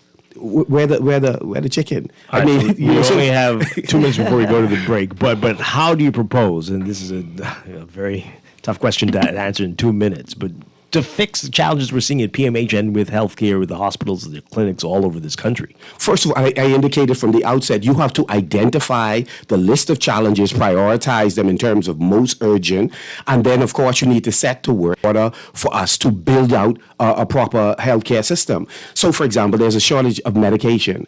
The government is not paying its bill to the various companies that supply the medication. What is that plan of action in order to do that? Because it's affecting the credibility of us, not just at home, but those agencies overseas who provide us with services. Secondly, the government is building 2 brand new hospitals. Specialty hospital in the case of New Providence, $300 million that they are seeking to borrow. They are building a new hospital in Grand Bahama, or so they claim. We see a clinic in process, but let's just grant that for a moment. The question is, how do you build staff, outfit with equipment, as well as regular medicines that are required, and you are unable to equip the existing hospitals, provide the medication, the essential equipment required, and the allied health professionals needed to execute the services on behalf of our people. So again, what we had a plan and a series of strategic studies that had been done, that we are wondering if the government took the time to read all of those studies and hand over notes. So again, I'll stop there just to say we have a crisis. It's a debt, and we have to fix it. All right, we've got a whole lot to talk with Michael Pintard about after the news. This is Morning Blend on Guardian Radio 96.9. Stay with us. So proud to be the This is Guardian Radio 96.9 FM, streaming on Guardian.com and the Guardian Radio app, Nassau, Bahamas.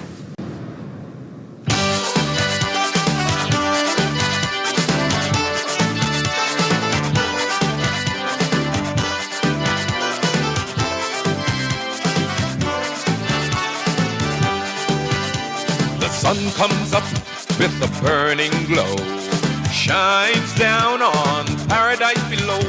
I'm talking about the Bahamas, you know, our beautiful archipelago. Now go, go, go, brag about me beauty. Tell them we friendly. Oh, tell them we proud of we country. Tell them they could come see. Then say I'm proud to be a Bahamian. Proud to be a Bahamian. Welcome back to Morning Blend on Guardian Radio 96.9. Dwight Strachan with Duquesa Dean. We are talking with the leader of the opposition, Michael Pintard, as we are just under 2 weeks away from the by-election in Golden Isles. We're going to get to that in just a bit. So we were just talking about the hospital, the challenges there. I don't know if there's anything else you wanted to add before we move on. Yeah, just a final comment I would make is that the FNM is committed to ensure that healthcare is affordable in the Bahamas.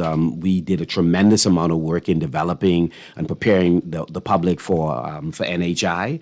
And again, it is regrettable all of it was not concluded at the time we were kicked out of office. But we are under new management in the FNM, and we got to make sure the arrangements that we were entrained to put in place and make sure that the service providers are paid.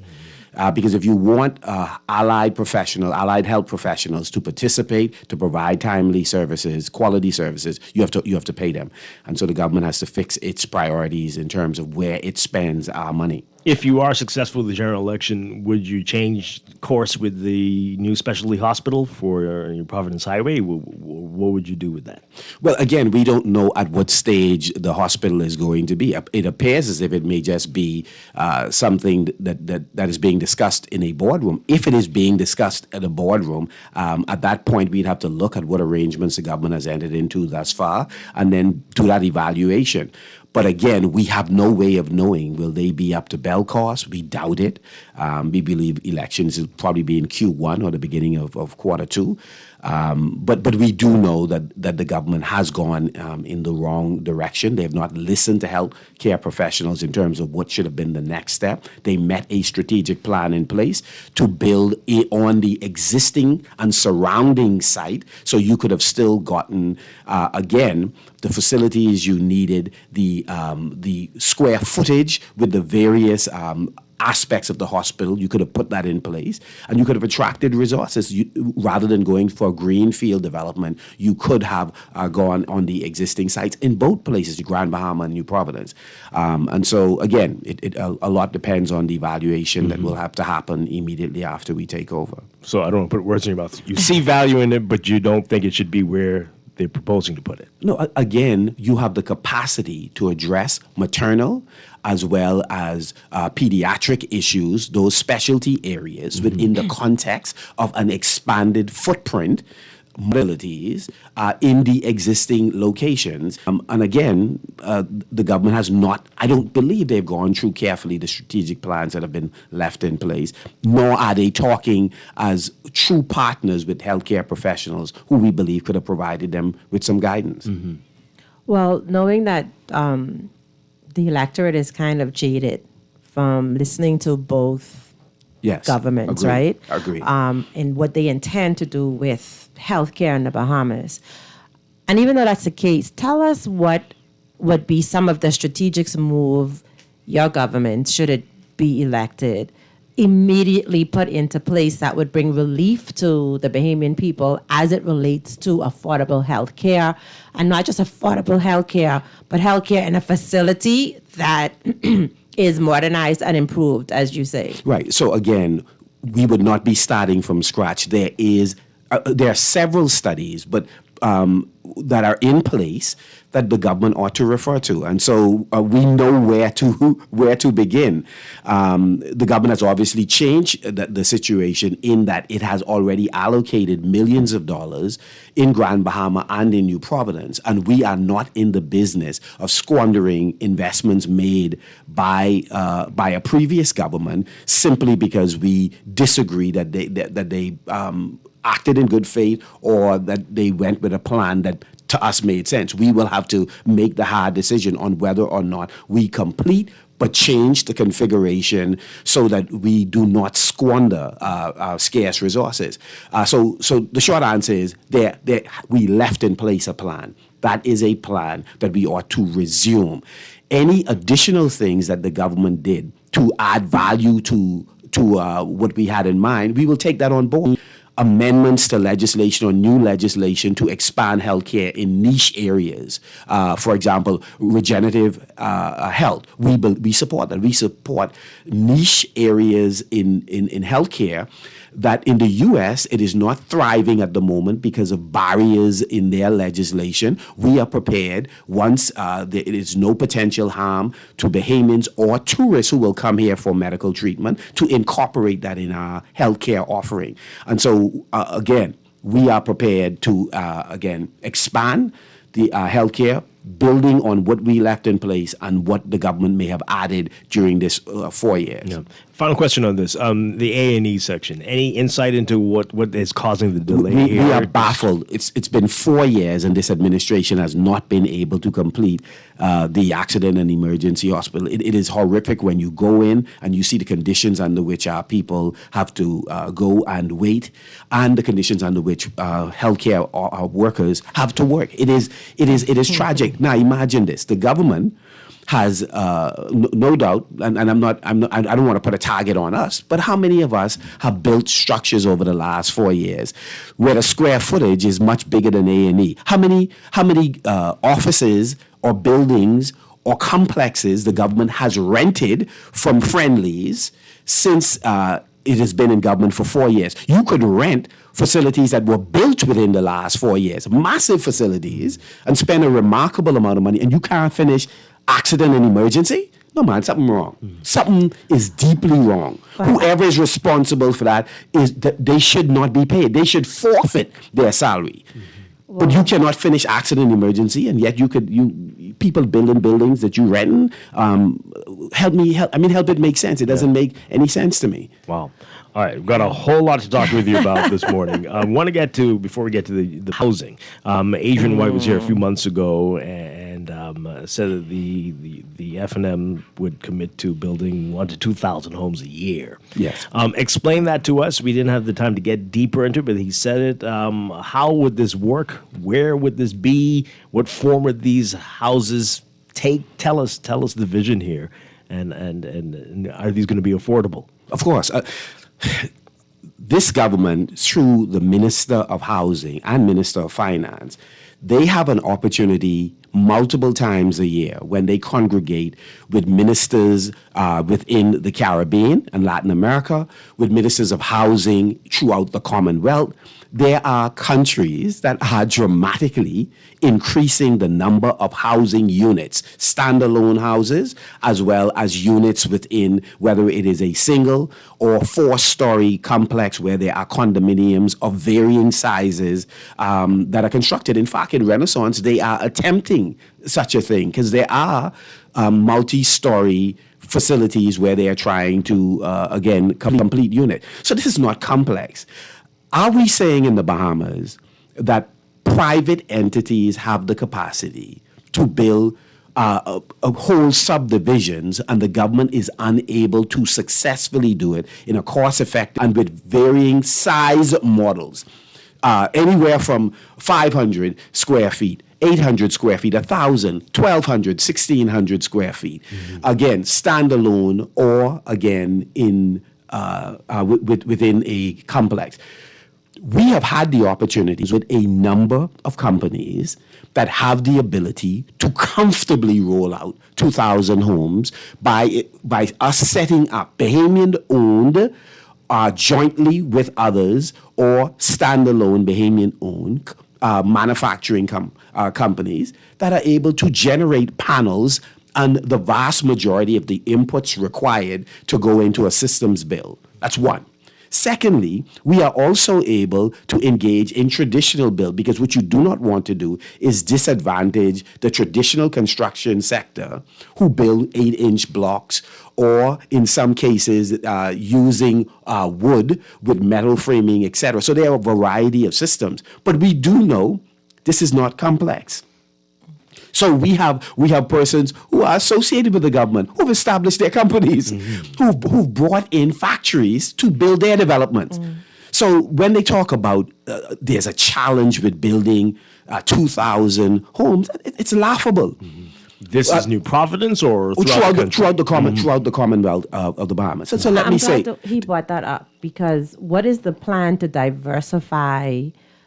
Nassau is overcrowded. Yes. I mean, when you come, I'm sure you have anxiety just from the traffic, right? No question. So what would be the plan to have housing available on the other islands, but that people can actually earn a wage on those islands where they can afford to live? Okay, Because housing is important, but now it can't all be in Nassau. Sure, so agreed. How do we? It has to be a national program. So let me just button up the first part first. We do have the technology and the building through systems to generate 2,000 homes, but it will not exclusively be using the systems bill.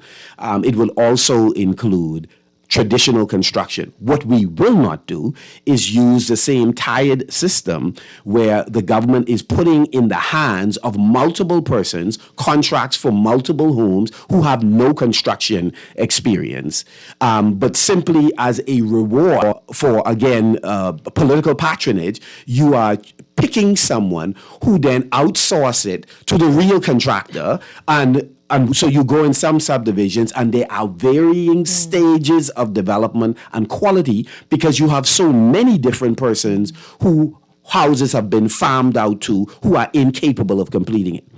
So we will not follow that system. Secondly, we will not follow the system where powerful financial backers of political organizations are given huge chunks, millions, in excess of $10 million, and then they have to also go out and find the serious contractors to execute these projects. We have enough private sector good actors who the government ought to partner with. And we should be in the business as a government, in some cases offering guarantees to private sector builders. That's one of the things we're able to do, to provide the concessions required as it relates to building materials, working in tandem with many stores who are presently importing. While they may make less money per unit, they make money on volumes. So what you don't want to do is destroy the construction supply sector in the course of doing so, but you work in tandem with them and with contractors in terms of onboarding material. We should be able also to give through technology instant VAT rebate for persons who are engaged in the construction sector. We do not share the view of this government that essentially if you are expanding an existing facility, you are unable to get the VAT exemption. It's nonsense. We would also seek to outsource the majority of the inspections that now go through the Ministry of Works. We have private engineers whose reputations are important to them. They are obviously indemnified by insurance. We believe that a number of them can be inspecting both residential as well as commercial projects, and many engineers who would love to come home, we ought to partner with them so that we could streamline the process. We take too long. We should ensure that we don't have inordinate delays. Too long of a delay because of the Department of whether it's the physical planning or environmental health. they ought to be talking with each other in real time so that the plans can be looked at simultaneously to address any concerns that they may have environmentally or in terms of safety. We have to speed up the process. We have to be careful how we are setting the bond that you must pay in advance. And in fact, as people build, you should be able to release a portion of that bond that they have put down. So if I'm required to put in $10 million down in order to commence a project, if I build $3, $4, $5 million worth, you release it correspondingly in terms of rather than hold this money, I could then pump this money into a new project. We are making it difficult for subdivision developers, so it's only a handful of people in the Bahamas who could truly do these subdivisions. Yeah. We should incentivize architects, etc., to compete with designs, etc., though we have already 7 different models for the homes that we have in mind, and we believe that it is possible. There's enough capital here and internationally for Bahamians to come in, and rather than pay $1,200 on rent or $1,500, we would be able to put in place no money down. We'll do, of course, all the pre-qualifications, etc., no money down, and you are able to walk into a house in less than 3 months. We're not taking 6 months, 7 months, 8 months to build what? Before we get to DeQuesta's part of the question, you mentioned multi-story. How do you prevent a situation where you end up with something like multi-story? Well, we have a number of examples throughout the Bahamas, not just in New Providence, but in Grand Bahama, where we have responsible Bahamians who are part of condominium associations who will pay their service charges to make sure common spaces are maintained, that you are able to upgrade where necessary, execute repairs in the aftermath of a hurricane, etc. So it's a matter of creating a culture, but it's also a matter of getting those Bahamians who already are responsible but just can't break into the market. The government can through compulsory acquisition, one, but the most important, the use of Crown land, Treasury land that we own, that we have in our inventory, to cut down dramatically the costs of both properties that you can own as a private resident or you can own as a developer, making affordable rental units available to Bahamians. We ought to use our land. We ought to set up land REITs where essentially you're taking parcels of land, putting it in a trust, raising capital against that trust in order to generate construction. And this isn't just for residential homes. It isn't just for commercial or agriculture or industrial projects.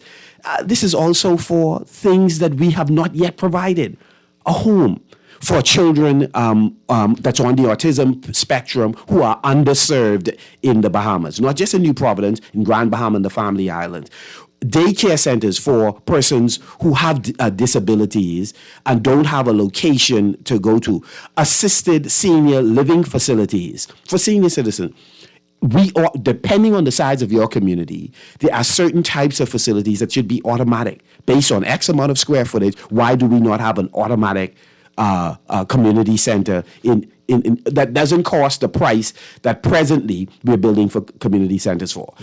So there are halfway houses for people transitioning out of prison back into normal life, or seeking temporary shelter until they could get on their feet. There are a number of housing solutions we intend to introduce, and that's why I would say within the first 6 months of being in office, we would have commenced hundreds of homes. Because it's just that simple. And we are that far along in our discussion with partners locally and internationally that will help us explore the housing sector. No longer will police officers be threatened with eviction in Grand Bahama, in Eleuthera. Think about this. If the government is serious about a housing program, how the hell you could be trying to put your officers out? They should be able, at a minimum, if they must move from government housing on a particular location, at a minimum, they should be fast-tracked to getting into a government subdivision. But so back to the question, though. So you got a house on the island, but you got no job. How are you going to address that? We support, and again, this is not new. This part is not novel. You remember Hubert Ingram at one point, in his attempt to incentivize Bahamians to go back home, was prepared to utilize Crown grants in order for you to go back, not just do industrial agriculture projects, as a second home. And we ought to look at allowing persons to monetize their investment Expats are doing it in the Bahamas. Some were doing it illegally for years, benefiting from building the incentives and concessions provided, and yet flipping it and then renting it, and even in some cases using foreign labor. Their friend who came over supposedly to hang out, came out to actually build the house and then get a boat and go out and don't use the fly fishing guides, etc. Well, we could fix that. We should empower Bahamians so that they are able to take advantage of opportunities in the family island. So I certainly agree. And we should, of course, drive population back to Grand Bahama. I mean, Grand Bahama has, the city is designed, Freeport in particular, for at least 250,000 people. We have less than 60,000 people on the entire island. So we are missing some opportunities. Can you incentivize? What would you do to really get people to think about that? I mean, as you think about that question, there's a young girl that lives in the further south point of Eleuthera, was having a conversation with some of our mentors in our youth group. And one of the things she said is that she has no hope for a future because there's nothing for her to do, like from a job perspective where she's from, and she can't go to college because they can't afford it. So there's hopelessness that you see existing for residents in some of the islands. Yes. So when it comes to incentivizing people to go back to the family islands or relocate from Nassau to the family islands, they need to have a tangible source of income. Correct. So that they don't experience that level of hopelessness. And I don't see that as a priority point for any government so far. Right. Everyone has to come to Nassau to try to find a job. So we need to find ways that we can have job availability in those family islands so that people can stay or leave from here to go there. And I'd really like to see a plan for that. So let me begin where I live, which is Grand Bahama. We have already said on the record, we believe that you need to reconfigure what we presently know as the Grand Bahama Port Authority. We need Bahamian ownership, not just of the regulatory component. We need to expand the Bahamian ownership because a number of those persons are already Bahamians, contrary to what the government picture they try to paint. But you need expanded Bahamian control of GBPA and the allied companies, those companies that make money, that the PLP permitted to privatize: the water company, the sanitation company, the power company, the service company that takes care of the infrastructure. All of those were privatized under the PLP. We believe, so their talk about being nationalists and they are wrestling back these things, Bahamian patrimony, all that is sort of race baiting and playing political games. They allowed the privatization under the PLP, okay? So what we need is expanded Bahamian ownership. We also need to reduce the need to have approvals done in Grand Bahama, then come to the Cabinet of the Bahamas for a second round of approval. It is nonsense. Let us be true. We are truer to a free port than we are to those who control it. So we are interested in the mechanism that allow Bahamians to, again, make decisions in the local community and not be hampered by deep political and personal considerations in cabinet or a subcommittee of cabinet. So in Grand Bahama, beyond Grand Bahama for the other islands as well? Local government, we ought to go further in terms of strengthening local government in order to raise capital and maintain much of the resources or taxes raised in the family island. To have real local government. Recently, a group of us went to the Congressional Black Caucus meeting and met with a number, congressmen, mayors. And so I want to just say one quick thing on the mayors. We met with mayors who, based on the regulations, based on legislation in their communities, they are empowered to make fundamental decisions about matters that in the Bahamas an MP is preoccupied with. And the truth is, not even the MP, it's really the minister.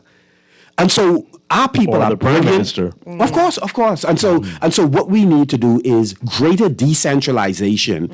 And so the public will, in those local communities, will begin to look for additional suitably qualified persons to execute execute infrastructural issues so that the priorities of their communities are front and center rather than somebody sitting in Nassau responding to a special interest group that is coming from a totally different island and has first dibs on getting a contract to do some work that suitably qualified persons on the island can in fact do. And so again, to get back to the housing issue, I'm saying we can use land to incentivize Bahamians, cut their costs to build in family islands. You ought to use ministries. The Ministry of Agriculture, there is no logical reason for the Ministry of Agriculture in totality to be located in New Providence. As a former minister, I can tell you it does not make sense.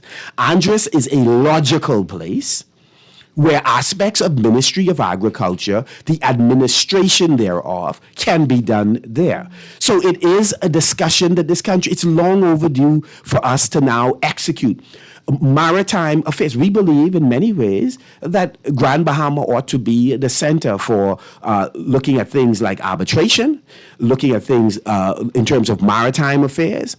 It is a logical location for us to, again, decentralize a part of the government bureaucracy so that it exists on another island. So we ought to work with private sector groups that can build new cities in the southern Bahamas, that can resume trade with Turks and Caicos Island and running flights on a regular basis from Michael to Turks and Caicos Island to the Dominican Republic and to all southern countries. We seem to have gone backwards in so many important ways in terms of our development. And you have a Nassau-centric mindset. And that's why, for me, it is shameful. Who represents a family island seat, a deputy prime minister, a minister of local government, are all from islands. They represent family islands. Yet they haven't put a dime in the Family Island Development Fund since it was enacted in Parliament.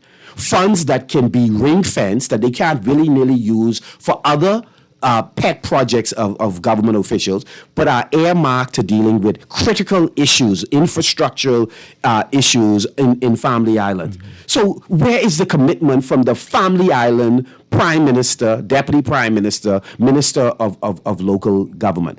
In Eleuthera, we believe roadworks were absolutely critical for Eleuthera.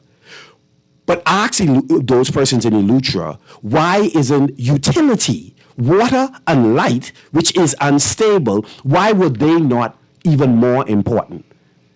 And so it's a question of priority. What's driving the government's agenda? Is it the exact needs of the people, or are other considerations determining how they prioritize spending? You allocate $180-something million for West Grand Bahama Road. We still have about 300-400 roofs leaking in West Grand Bahama. We still have the capital of Grand Bahama, which is West End, that used to be a burgeoning city in terms of its level of commerce and business.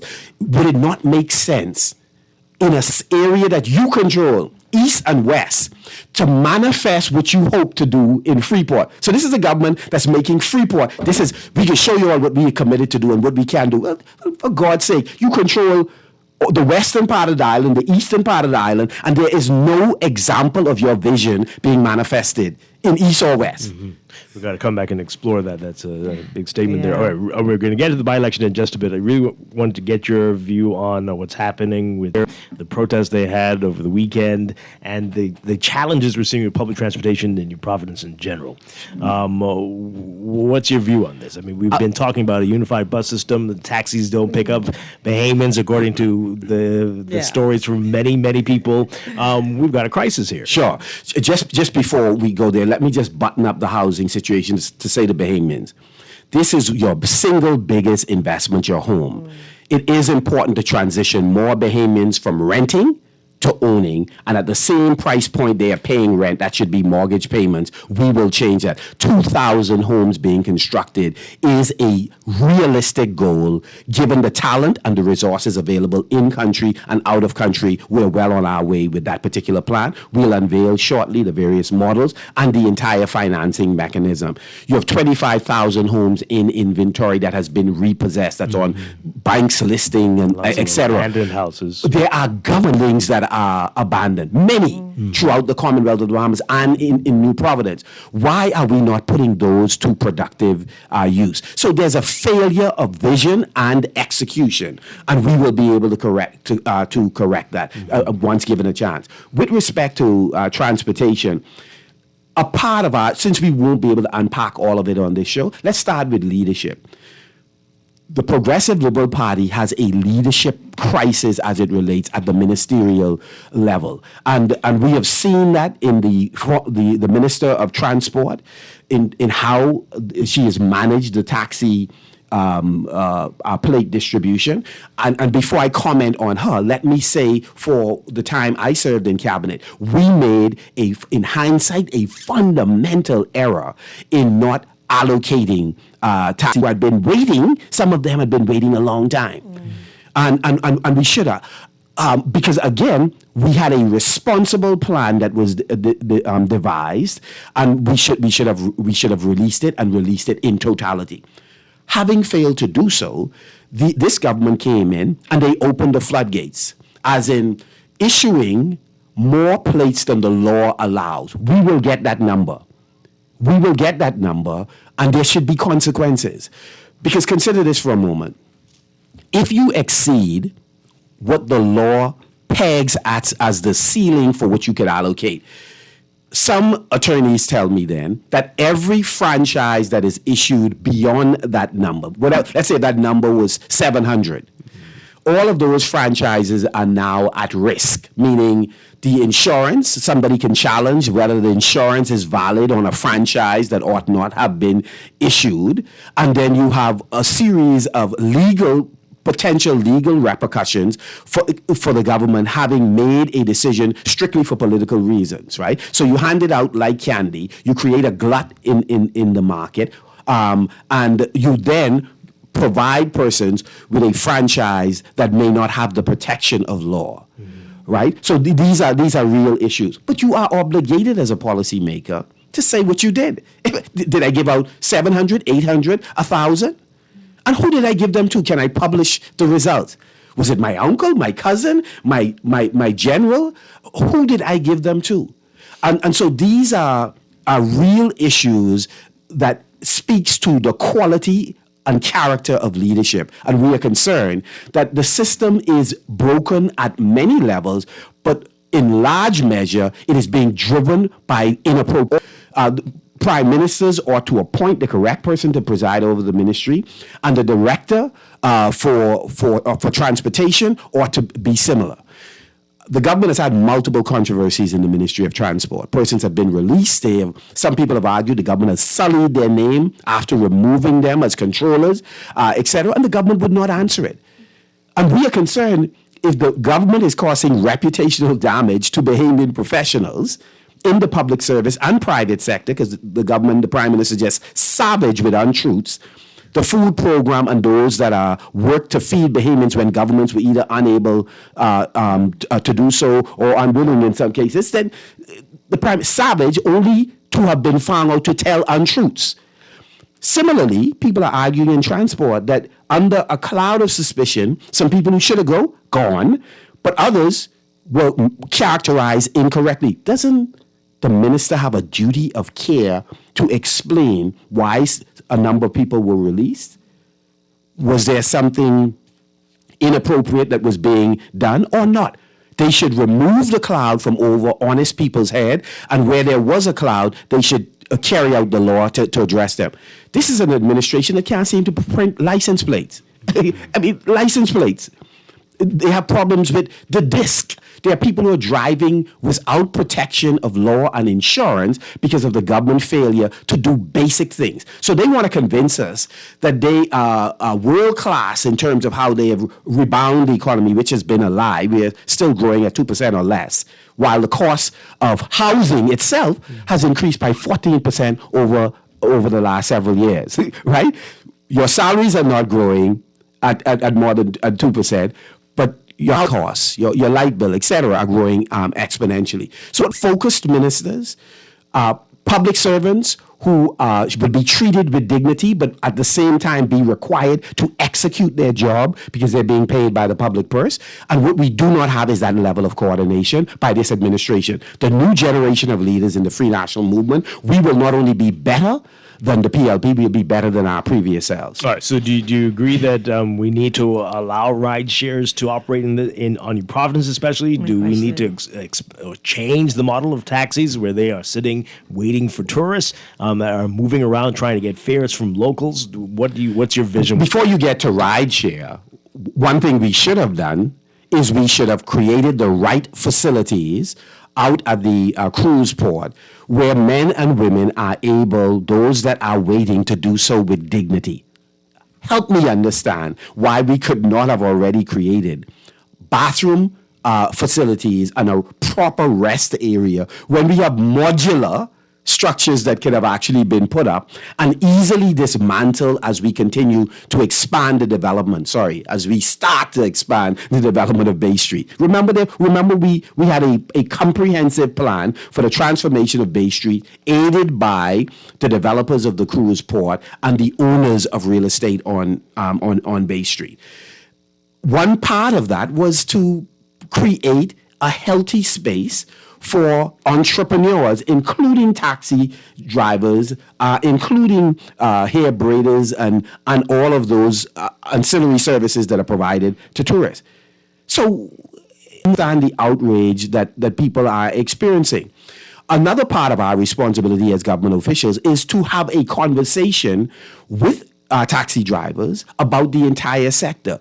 One, to provide, again, training, workshop, government assistance in them also being a part of the tour business. Remember, this is not a new idea. For years, both in Grand Bahama and New Providence, there have been attempts to ensure that the taxi associations are not wedded only to taxi services, but that they too have tour buses.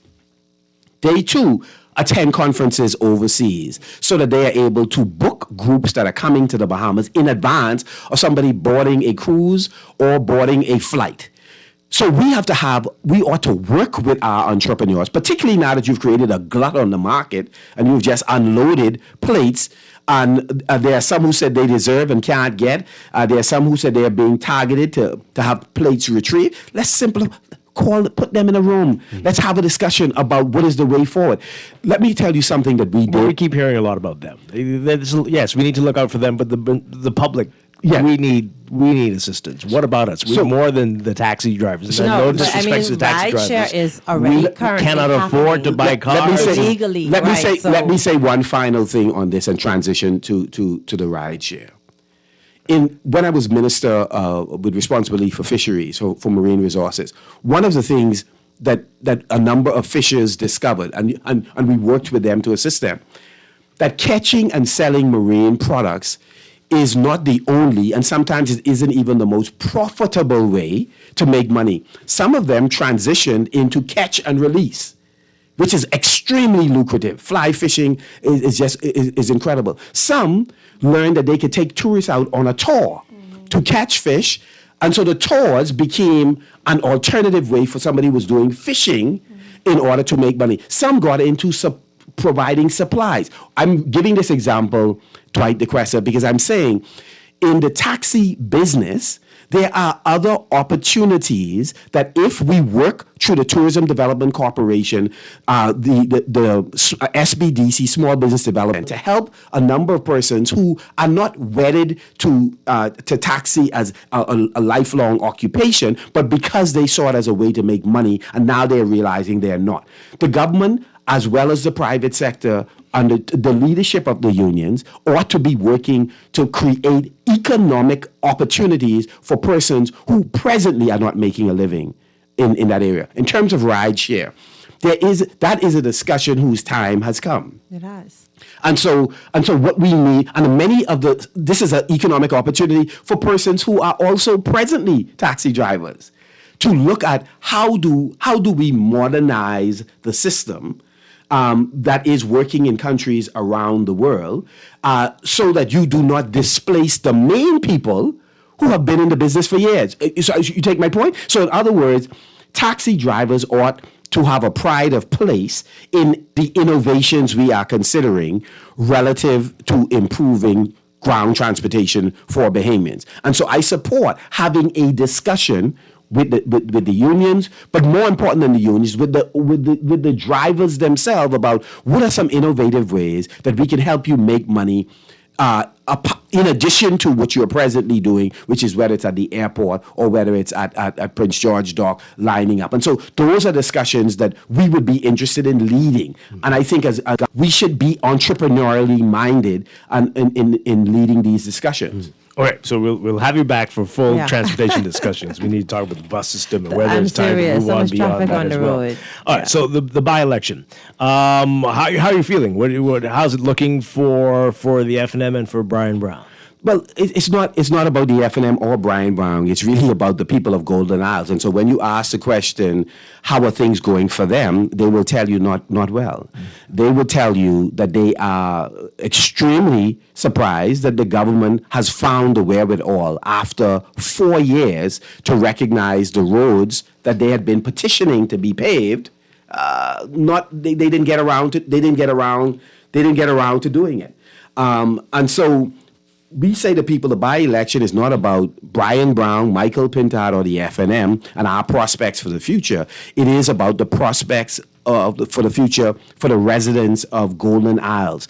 Will they get the representation that they need in order to address the issues that are important to them? And we are prepared to fight this government, no matter, despite the historical data that says no government that occupied a seat at the time of a by-election ever lost a seat. That would not have been a deterrent to us.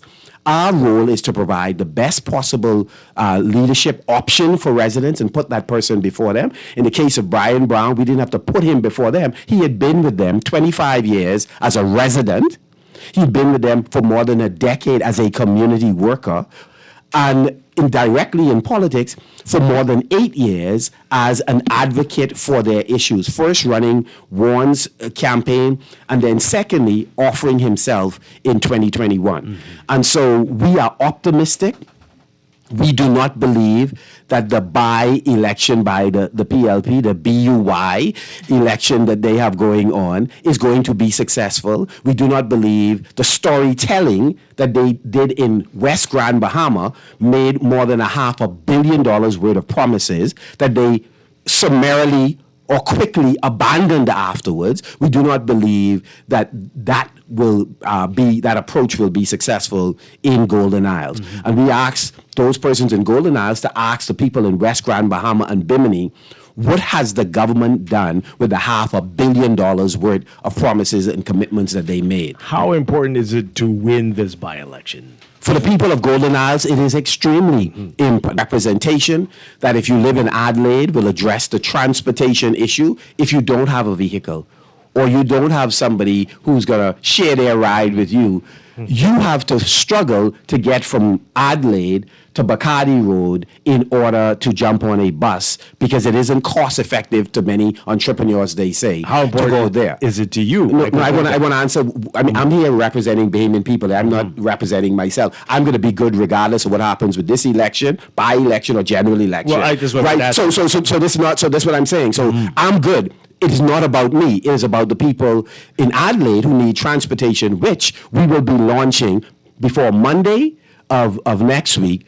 Brian Brown will be leading a bus shuttle from Golden Isles, from Adelaide to Bacardi Road, in a morning shift and an evening shift, solving a long outstanding problem. The government is now following what we are doing, which is we've been ahead of them seeking to fix homes, even though the government have a small home repair program. They assess people close to death. We don't want to confess negative things. They assess them over and over. Rain continues to come. Houses continue to leak. Sheetrock is mold infested because they would not move on a timely basis, would not pay small contractors. That's what we have been doing. Brian, the Free National Movement, people of goodwill from the surrounding community have been working to help people whose homes are secure. Oh, so I know you say it's not about you, but there are people out there who are saying that this is a referendum on you. Oh, too. which people? Which people? I know, And that if you, but nobody. Their opinion is irrelevant to me. What is important is what the people in Golden Isles think about quality representation. Michael Pintard and the Free National Movement, we will prevail in the general election, which is for the 41 seats we believe they're going to stay, but they busy gerrymandering. They're in the lab cooking up lines, right? So that's what the issue is. So Dwight, I'm not preoccupied with what people, what the political pundits or mischief makers in the PLP in their war room, what they are trying, the narrative they are trying to spin. So I'm not giving that oxygen. I'm saying we would listen. If there was a 99% chance of the FNM not winning, we still believe this government needs to be challenged. Their leadership has been so bad in general, but Golden Isles in particular, that they need to be. There should be no free ride at 5 for them. Question, please. So when there are by-elections or coming up to election, every candidate goes crazy trying to do whatever is necessary to get elected. And in listening to what you're saying about even with the transportation shuttle or finding solutions that the constituency actually needs, what is the assurance that voters have that it's not just more rhetoric, it's not just more talk, it's not just the exact same thing like you say that happened in. That's a wonderful, right? So a wonderful question. Know that should we elect whoever? No, Brian Brown. That's Brian Brown. Say it with me. Brian Brown. Triple B. Brian Berkeley Brown. How they vote for their choice, right? Or in particular for the FNM, will actually pan into a lasting, sustained representation. Yes, that things can actually happen in their constituencies beyond talk. DeQuesta, you are a veteran Toastmaster and ask a perfect question. What assurances do they have? Well, one, they should look at the person's track record. Brian has been doing life with them. He's been with them. He lives with them. He's been working with them. He's been working with them for over 8 years. So there are many young people about whether there were field trips they went on or obligations they had in education that required assistance that Brian Brown and his team assisted with. There are persons whose houses have been compromised by climatic event or old age that he has assisted with. One young man in Adelaide told me the story about how his maintenance contract was canceled, and to tide him over until he could find gainful employment, Brian assisted. And so we are getting those stories throughout the constituency where persons, whether it was assisting with funeral benefits, comparable to what the government has been doing through social services or NIB, etc. So to your question, you have a living example of somebody who has been doing it. So this is not a new thing. No additional program he introduces today will be strange to people who have seen him introduce programs over the last 8 years. So that's a perfect question. Now, I would like for you to put that to the PLP candidate. Why should they trust you? You have said that your government has failed the people, didn't return calls, didn't deliver on the infrastructural developments, have not addressed the issues that they're facing in their community. Simple things, whether it's lights, whether it's roads, a variety of things. We never heard you either in the Senate. The Senate is a massive platform. When you speak in the Senate, the news carry it, and they have millions of dollars. So their social media platform could carry it, right? Or there are many sites. Why has he not spoken up? Not just for the people of Golden Isles, let's be real, but for any constituency. What is his track record of addressing critical issues that affect people on the ground? All right, we're running out of time. We got about 3 minutes left, so some rapid fire questions here. Sir. We asked Brian Brown about this. He said he'd be open to debates. Where do you stand? Should we have from prime minister level?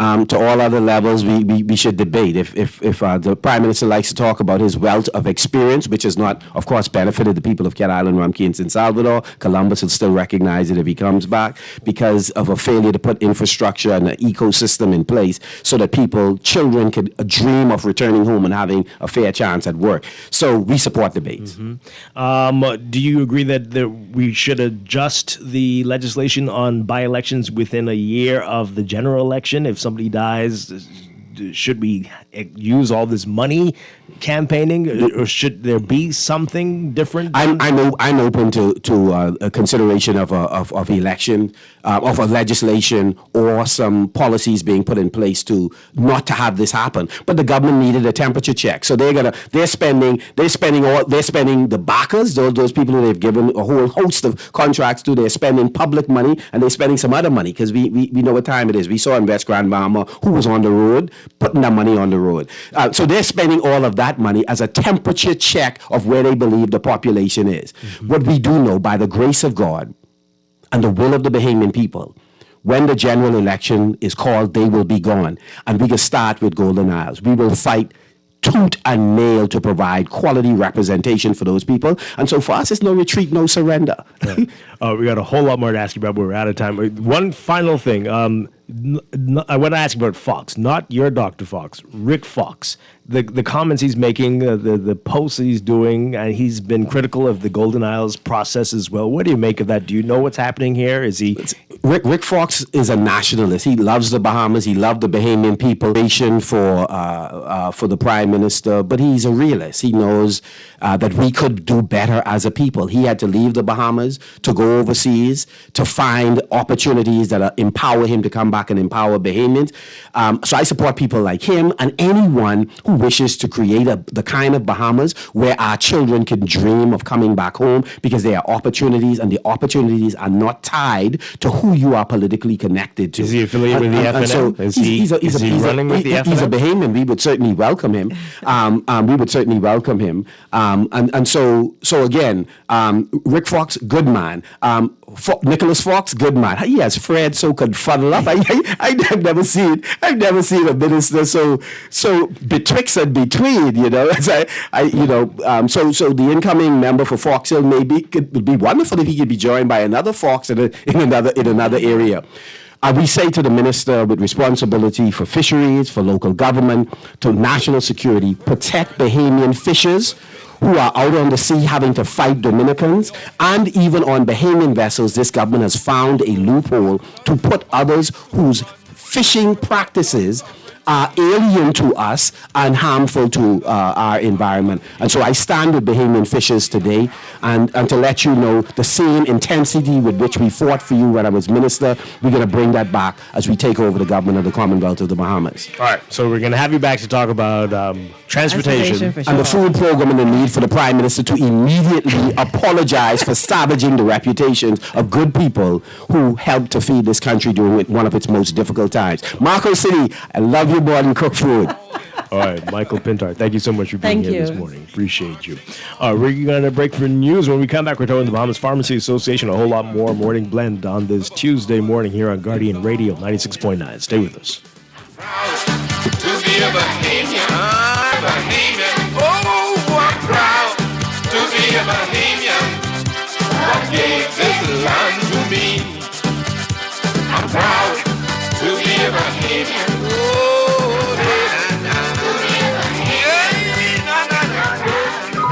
Are you searching for something new?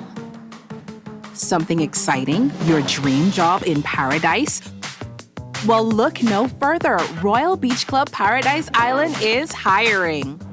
Join a dynamic group of passionate hospitality professionals, craft unforgettable moments, and thrive in a vibrant, welcoming atmosphere. Play your part in shaping the future of our team while growing your own career every day. Bring your energy, your passion, and your creativity to a workplace that's as dynamic and fun as you are. At Royal Beach Club Paradise Island, the opportunities don't just exist, they're limitless. So are you ready to find your perfect fit? Visit Royal Beach Club at paradiseisland.com/career today and step into a world of exciting possibilities. Tis the season for dreams to come true. There's Santa for the kids and CIBC Caribbean for you. Whether it's a house, land, vehicle, or upgrading your home, CIBC Caribbean can support your dreams with the financing you need. Enjoy incredible cashback deals with mortgages and land loans. Plus, your approved loan gives you a chance to win up to US $5,000. Apply now at www.cibccaribbean.com/sweeten the season. Terms and conditions apply. Looking for insurance that fits your lifestyle and your budget? At Star Insurance, we've got you covered. Whether it's motor insurance with flexible options for third-party liability and comprehensive coverage, or commercial insurance products that protect your business, we have choices you can afford. Own a home or renting? Have just what you need. And for the adventurers out there, we offer marine insurance too. Visit our website or social media pages for contact information and quotes. Star General, insurance made simple. Looking for the perfect Sunday outing? The National Art Gallery of the Bahamas is now open and free to all Bahamian citizens and residents. Spend the day admiring the evolution of Bahamian art. Soak in the natural beauty of our art park and take a little piece of culture home with you by browsing our gift shop. Whether you're an art lover or just curious, we've got something here for everyone. Bring your family, your partner, or your friends and let the art inspire you this Sunday and beyond. The National Art Gallery of the Bahamas, our home for Bahamian art. Don't shop at Sherwin-Williams then. Don't get the best service in the Bahamas then. The love is really, really strong in Sherwin-Williams. We don't just sell paint. We service you with a smile, good hearts, mind, soul, and body. And we love our customers as much as we love ourselves. Yes. Real talk. I'm not just saying this Real talk. to impress myself. We love to go beyond with customer service. So they feel delighted to come in Sherwin-Williams because they know I can either see Dee Dee, or I can see Shelly, or one of our other wonderful staff members. We treat our customers with the respect of our boss because there are many paint companies they could choose to go to. No, baby. If they go to some other paint companies, so I gonna get this little thing at the end of the week. We want to make sure you get that little ting, Shelley. Come visit Shelley and Dee Dee at Sherwin-Williams Bahamas, and you'll surely find color in every day. Do you know who's giving you a $1,500 cash rebate? None other than Chevrolet. Test drive the classy LTZ-trimmed Colorado truck, or the Sporty Trax RS, or the family-friendly Captiva SUV, or the fuel-efficient Groove. Whatever your choice, you'll be riding safe with a 3-year bumper-to-bumper warranty from a deal 5 years. Get down to Nassau Motor Company on Shirley Street and select a model that gives you $1,500 cash rebates. Chevrolet, built with the innovative technology you trust.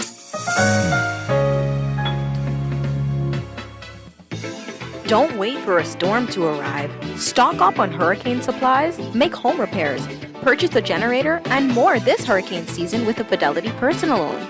Make that move today. Call 356-7764. Fidelity, we're good for you. This is Guardian Radio 96.9 FM, streaming on GuardianTalkRadio.com and the Guardian Radio app, Nassau, Bahamas.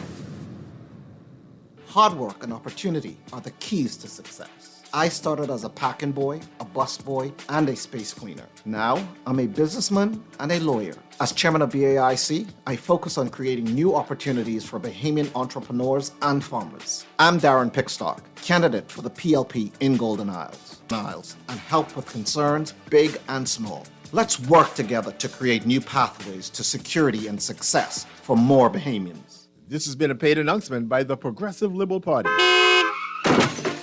No one likes a fender bender. Oh, man. From a little scratch to a full mashup, NUA Insurance has got you covered with auto insurance tailored to fit your needs and budget. For affordable rates with free on-site accident assistance, visit us online or in branch and just ask us. NUA Insurance. Ask us because we've got you covered. Bahamian families, mark your calendars. On Sunday, November 23rd from 6 to 8 p.m. at the British Colonial Hilton. Meet 13 of Canada's top CAIS accredited boarding schools. Join our schools for a casual yet informative Canadian reception directly following the Betty Walker Fair. Discover how CAIS boarding schools offer small classes, personalized support, and a safe, inclusive community that prepares students for success at top global universities. Don't miss it. Sunday, November 23rd from 6 to 8 p.m. at the British Colonial Hilton. Janae's Chesapeake Road Christmas Wonderland is open. Get up to 40%, yes, 40% off decorations this season. Christmas trees in a variety of sizes and colors and decorated by choosing from the largest variety of Christmas decorations in town. Musical LEDs and laser lights, ornaments, lighted angels and Santas, garlands, wreaths, tree skirts, stockings, and lots more. Oh, the array of flowers and picks choices. And don't forget the toys, they're 40% off. Up to 40% off things Christmas at Janae's. Restrictions apply. Check out some selections online at www.janae's.com. Tired of banks forcing you to use technology to bank the way they want you to? Your convenience is important. So no matter what your banking needs, Commonwealth Bank's friendly staff are always available in branch for that personal one-on-one service. But when you choose technology, our online and mobile banking app offers you state-of-the-art functionality. The choice is yours. Commonwealth Bank. Bank the way you want. In the world of business, technology is not a choice, it's a necessity. And for businesses that demand excellence, there's only one choice for unparalleled custom computers. You have challenges and we have solutions. Computing, networking, storage, and printing for enterprises large and small, aligned with premium brands like HP, Microsoft, Konica Minolta, and more. Get tech done the right way with custom computers. Call the Know-How team at 396-1101. Craving something with bold flavors? Introducing the new Bacon Portobello Mushroom Melt, only at Wendy's. Enjoy our hot, juicy beef stacked with crispy applewood smoked bacon, savory sauteed portobello mushroom, and drenched in our rich, melty cheddar cheese sauce, all on a warm, toasted bun. Gotta be craveable, gotta be Wendy's. Available for a limited time only. At CFAL, we understand that a secure future is the greatest gift you can give your employees. That's why our tailor-made group pension solutions are designed to fit the needs of both large and small companies. With CFAL, you can provide the retirement you and your employees deserve, ensuring peace of mind and financial stability for years to come. Join the many businesses that have already entrusted CFAL to create the right pension plan for their employees, and let us help you build a brighter future for your team. Visit us at cfal.com to get started on wealth so you can live well. CFAL, growing wealth for future generations. This is Guardian Radio, your station for up-to-the-minute news and intelligent, interactive, and engaging conversations. 96.9 FM. The views and opinions of the hosts and guests are their own and do not necessarily reflect the views of the management and staff of Guardian Radio. Wake up, it's a new day. Wake up, it's a new day.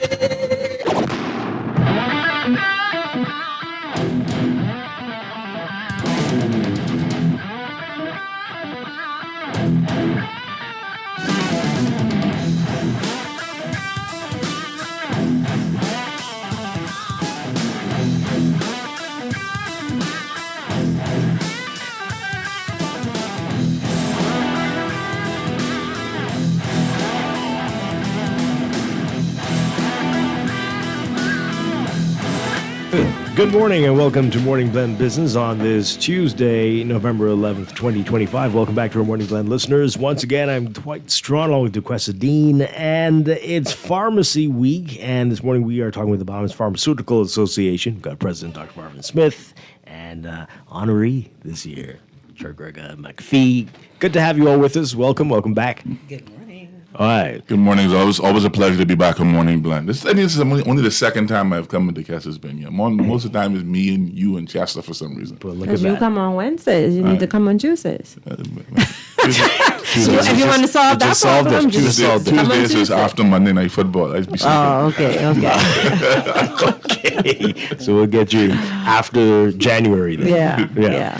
All right, so Pharmacy Week. Tell us what this is all about. And you've got a special theme this year as well, right? Yeah, so we're having we call it Pharmacy Summit 2025. And this year our theme is patient-centered care, empowering your health journey.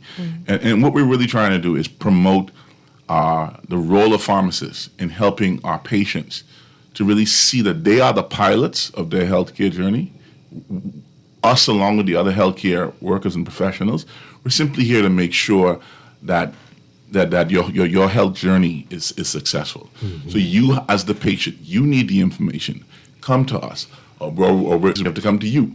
But we want to make sure that we're interacting and integrating our patients and putting all of the focus on how they can be better.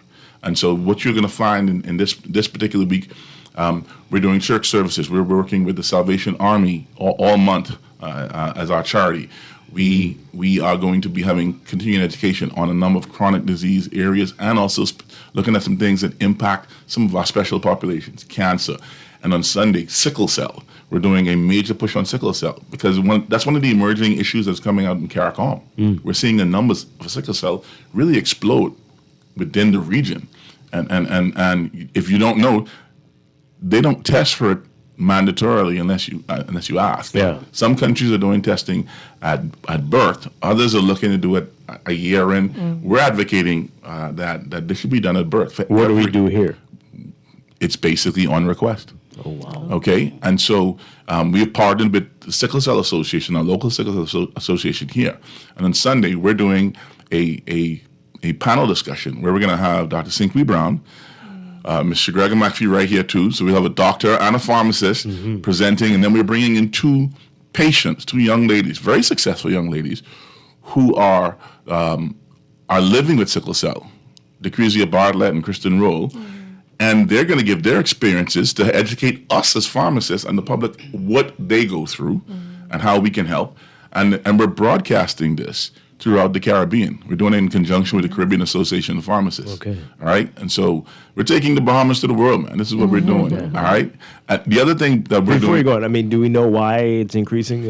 What's going on there? With Well, I think anytime you start to get increased testing, you're going to see numbers move up, and that's a good thing. All right. So what I think in the instance we're having an increase in the discovery. Okay. And that helps. The quicker you can start treating patients, the better their health outcomes are. All right. But to me, the really big there's two things this week that one of them is a little sad. We lost Denzel Major, one of our founding members for the Bahamas Pharmacy Association, also a founding member. He was the founding treasurer for the Caribbean Association of Pharmacists. Wow. All right? And Denzel was in that group with Pedro Roberts and some of those others who really pushed pharmacy to organize.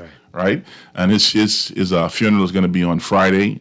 We'll be there. We're having a memorial for him online on Thursday evening before we do our CEs. And then on a better, more cheery note, on Saturday evening, we're going to be at the Balmoral Club.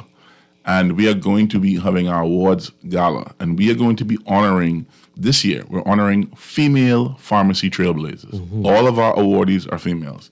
And I cheated a little bit this year, Dwight, because I said, I've had 2 or 3 female presidents before me.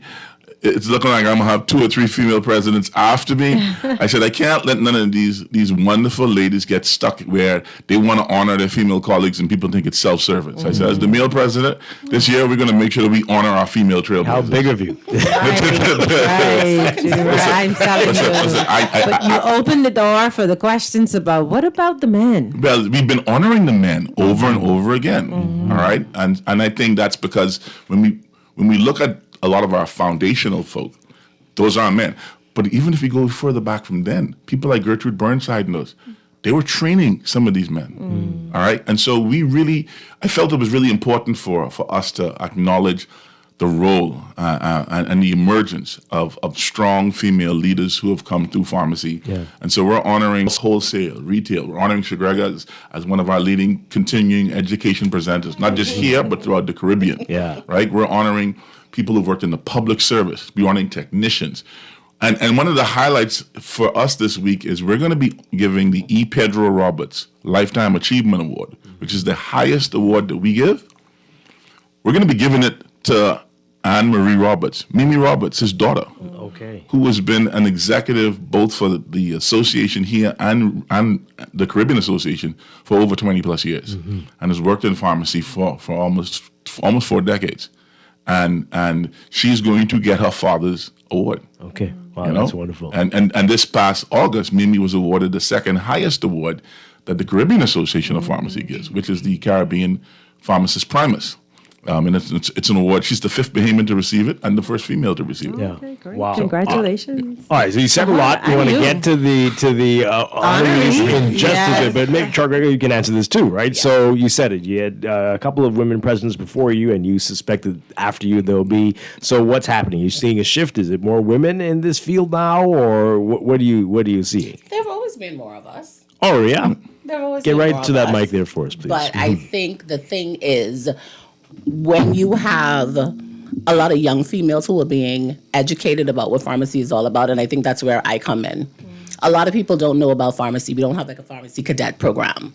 So when you now start walking into your pharmacy, and a lot of us who are younger, we've gone off to school, we're getting our doctorates, and we start actually talking to the young people, talking to the female patients, getting them to see that this is actually a really good profession. We pay well, because that's what people are going to ask. We pay pretty okay. And you can learn a lot. And for me, that's one of the things. I came up as a technician. I was a technician for 10 years. I've been in pharmacy. I know I look young, but I've been a technician, and then I went off to school and I became a pharmacist, and now I'm a pharmacy owner. So this is actually a very good profession, and every day I get to meet my patients. They are my patients. They've become my friends. And there's just a lot more that we can do, and we want to. And that's one of the highlights of this week, as Marvin mentioned. We want to educate the Bahamian public. A lot of people don't want to talk to their physicians, but you know who you're going to talk to? Your pharmacist. And that's what we're here for, and we want to highlight that this week. Wow. Okay. How many years you said? 25 years. I look good. All right. So how many women are being honored? How many people being There's going to be 13 women in total. Oh, wow. honored. Okay. And some of them aren't even pharmacists. We're honoring people who supported pharmacy. Most people, you'd remember when we did the Pharmacy Act in 2009, we did, we had a lot of help. And one of the people who helped us was the late Janet Hall. She's passed away now. But we're going to be honoring her because if she didn't help us, we wouldn't have the Pharmacy Act. And people like that. So we're going to keep pushing and moving this week and really trying to get folk to understand that it's your health journey, and we want to empower you to get the best outcomes. Yeah. Wow. So who's invited? So here's it. We have our CE sessions.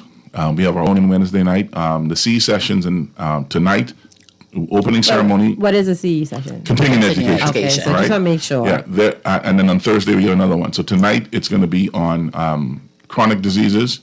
Tomorrow the E. Pedro Robertson Memorial Lecture, which will be done by Phil Gray, is going to be on pharmacy practice and engaging your patients. And then we have on Thursday night it's going to be all on cancer, different types of cancer. So you have Dr. Brenna Brown and we have Dr. Devon Curling presenting. All right. So these are for the general public or just pharmacy? They're open. Okay. All right. Our pharmacists are the ones who get the CE, the credits for coming to them. And those are going to be at the J. Whitney building, which is the Kalina conference headquarters on Collins Avenue. On Sunday, we begin at about 1:30. 1:30 we have pre-registration, and then we'll be at the Public Hospitals Authority Training Center. All right. And that's where we have we have a medical cannabis talk.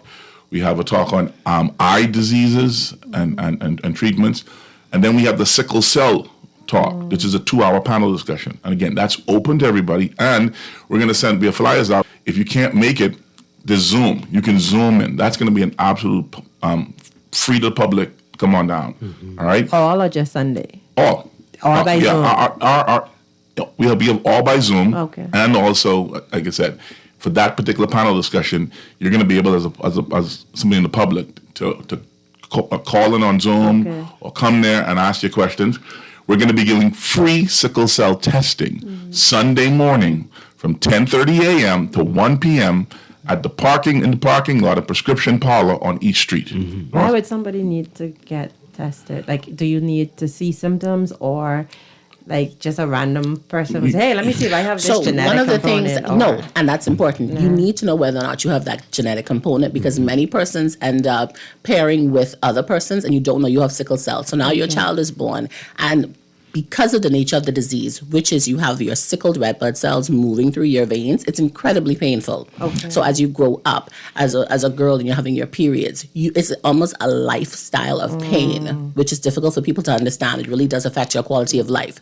So you would want to know if you have it, so you could kind of be careful of who you may decide to have a child with. Okay. I mean, genetically, not every child you have is going to have it. Okay. And it could be you just have the trait versus having the full-blown. But it's not a fun disease. Right. So you would want to be aware of that so you know how to move forward. And then these are real decisions that people need to make. So again, empowering people to make, by giving them the information so they can make their health journey the best that they can be. Yeah. So Charles, how does it feel to be honored? What is it like to be recognized in this way? So somebody called me yesterday and they were like, congratulations. And I was like, for what? For me, I actually love pharmacy. I have been in this from I was 19. And it didn't occur to me that it's something I needed to be awarded for. I take joy in educating my patients will tell you. I take joy in educating my patients. I take joy. Don't come in there and tell me you just take the white pill or the pink pill. No, I need you to know the name of your pill. I need you to know why you're taking it. If I can educate you on how to take your medication and you can take it better, you can be healthier. Yeah. You coming in here telling me, I got a cough. Okay, so what you taking? What type of cough is it? You can't tell me if it's a wet cough or a dry cough. So then you're going to take the wrong cough medication. There's a difference between an expectorant and a cough suppressant. Which one do you need? Simple things like that on a daily basis will help. You got sinus, you always come in there and draining. What did you take for it? I ain't take nothing. So then what you want to do? And then you can make everybody else in here sick. Right. Little things like that, I take joy in every day, providing you with that education. If I can make one person feel better, then I've done my job. And that's all it is. It's just my job.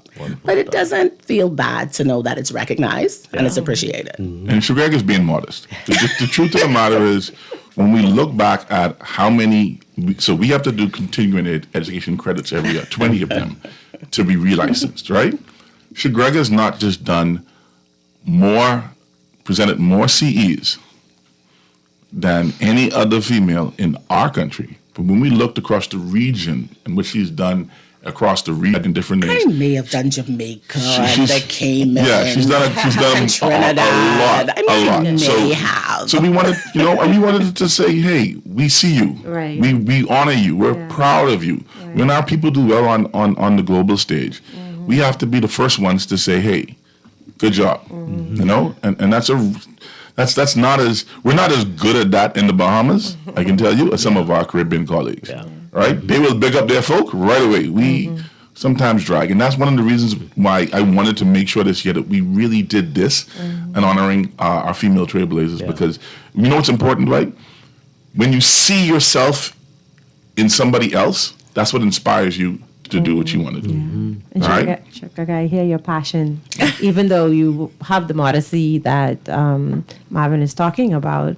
But I want to know from you, how are your clients receiving this? Patients? Yeah, patients, sorry. How are your patients receiving or open to this dialogue? Do you feel that it makes a difference in your pharmacy? Are people open to discussing significantly their medications? Are they understanding when they come in? Like, what are the needs are that you feel that you're meeting? I do think they're open to it. Like I said, I've been doing this for quite a number of years. And one of the things that I always do, even if you're not coming to me, if you have to go to another pharmacy, that doesn't stop you from calling me to ask me so I can explain it to you. I think they get the understanding that, and we all should, if you understand why, if you understand the why, you would be more encouraged to keep it up. And for them, if I break it down for them, this is why you're doing it, and they feel better, they can call me the next time. Right. Or they can tell their friend, child, call my pharmacist. She can tell you what to do. I have had patients call me and tell me, hey, they may have gone someplace else, and the pharmacist ain't explain it to me like that. We do the continuing education sessions. My pharmacist can tell you. I'm always telling them, this would be supposed to tell our patients. This is what they need to know. This is our role. It is not just counting pills. It is educating our patients and making sure that they can have the healthiest quality, best quality of life ever. Yeah. Wow. So no, patients are open to it. They want to be educated, despite what people think. Now, Bahamian people don't like read, but we can listen, and we want to know. So Yeah, I think it's. All right, so let's get into some deep stuff. So earlier we got a message about pharmacists. This is peddling big pharma's stuff down people's throats.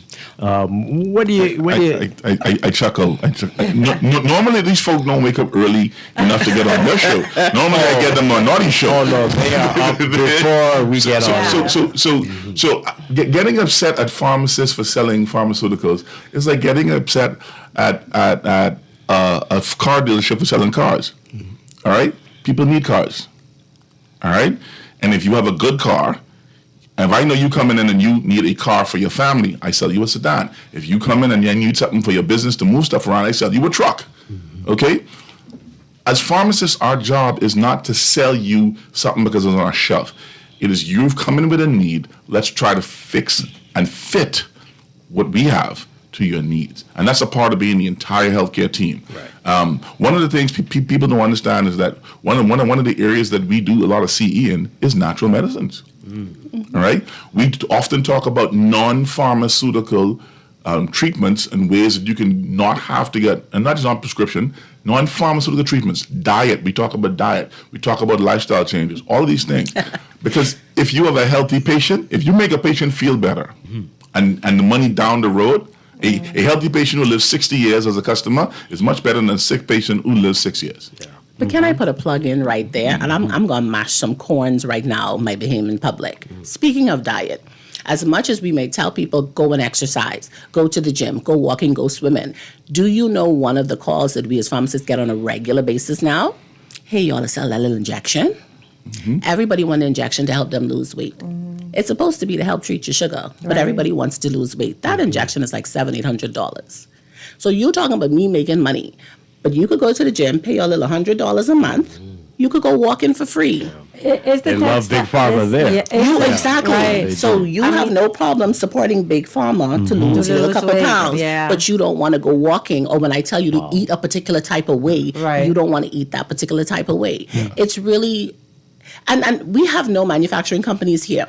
So how am I supporting Big Pharma when I don't make any drugs? Well, I think I have a different kind of question based on what the text has said, and that is, do you push a particular brand over other brands for some benefit? No. So what we do in conjunction with our physicians, there's a lot of research that has gone into the best medications. There are actual guidelines. So when you monitor the way that we prescribe, you can Google it. What are the guideline treatments for hypertension? And you will see a list of medications, and you could pick the drugs that you have taken. And it comes up, and you start off here. When you don't want to listen, and you don't want to exercise, and you want to eat the foolishness, then we move to the next one, and we keep moving. And if something doesn't work for you, maybe you'll have a side effect to it, we switch to something else. There is an actual guideline treat, first line treatment, second line treatment, etc. That is how we do it, and the physicians follow it, and we in pharmacy school, we learn it. Because that's a common talk, kickbacks, and your doctors get kickbacks. And you know what? So I'm glad brand versus generic. This morning. If you can't afford the $100 medication as your pharmacist, it's our job to find a less expensive alternative for you. And this is one of the benefits of when they started the National Prescription Drug Plan. We saw the need that everybody can't afford the medication, but we have a lot of non-communicable diseases. And so that's your chronic stuff, your sugar, your pressure, et cetera, that people aren't getting enough treatment for. So that program came about. And so now you have where you can get your medication for free. Well, it ain't free to us, but you can get your medication and ensure that. And we don't benefit from that. Right. As a matter of fact, pharmacies lost off of that. But what it did do was ensure that many more people had access to their medication. And many pharmacies now, you can go in, hey, okay, that one costs $100. You have anything cheaper? Yes, we have the generic option. That is going to work just as well. And we'll get the same job done. Wow. And these are approved generics. Right. Yep. Yeah. All right, let's take a few calls. Caller, good morning. You're on Morning Blend Business. We're talking with Dr. Marvin Smith and Trogarga McPhee. Good morning. You're on the air. Hey, morning, Dwight. You guess how you doing? Doing well. Right on, man. Boy, Doc. Boy, Christmas in 6 weeks. You know we ain't no one listening to you right now. You know we can have the ham, the turkey, the stuffing, the rice, the coleslaw, the plantain. Y'all should have the show 6 weeks after Christmas. Listen, if you make it. And guess what? The only thing, and guess what? You know the remedy is to lose weight during Christmas dinner? That Diet Coke soda after you eat all that food. You're hilarious. No, but it is, one of the things, and that's you're exactly correct. But here's the thing: what we patients is because nobody's perfect at doing this stuff, right? So you say to them, look, these are the things you can do to help you so that when you do exert yourself at that table, all right, there's ways for you to deal with that. And again, a lot of this stuff's not just pharmaceutical. A lot of it's lifestyle changes. Those are the things. The crazy part about it is that they do want us when they want their GLPs, their injectables, right? And then they want us when they want the other stuff because everything they eating and drinking making them not function too good in the bedroom. So then they call us and then they want the other stuff, right? So we just have to make sure that as we move through, the people are educated about this. And I believe that the more people are informed, they'll make better decisions, most of them. So, and they're not going to be perfect, right? Because none of us are. Right. One more call. You want to say something before? No, I was going to say to his point about men in the bedroom, because I can put in a plug for my men. When a lot of our physicians started coming out, going on the radio and educating, a lot of men actually came into the pharmacies now and started asking, because I don't know if you guys know it or not, we have a lot of prostate issues. We have a lot of low testosterone issues. That's one of the things that I dealt with in my pharmacy. There are so much more men doing better now because of education. Dr. Pinto went on the radio. Pharmacists started talking about it, and now my men out there are very happy. That's the Guardian Radio show, Pinto and Wesley. Hello. Shout out to them. I got to. My men are very happy now, and if your men are happy, then the women are happy. Okay. So I just want to put that plug. That's what continuing education does. All right, so we're running out of time. Let's do this. If you are interested in being a pharmacist, if you're a young person listening, what advice would you give them? What do they need to be doing? So one of the things that I would advise you is to go the route that I went. I started off as a technician. You come into the pharmacy, you train, you understand all of the basics of what it is, the safety, the efficacy, how to go about dispensing, confidentiality, patient care. You work inside the pharmacy, you go ahead, you get your certification as a technician. After you've done that for a few years, then you go ahead and you get your degree as a pharmacist. And then there's a lot of training involved, 1,800 hours for techs, 2,000 hours for a pharmacist. You come home, there are a number of us who would be happy to take you on.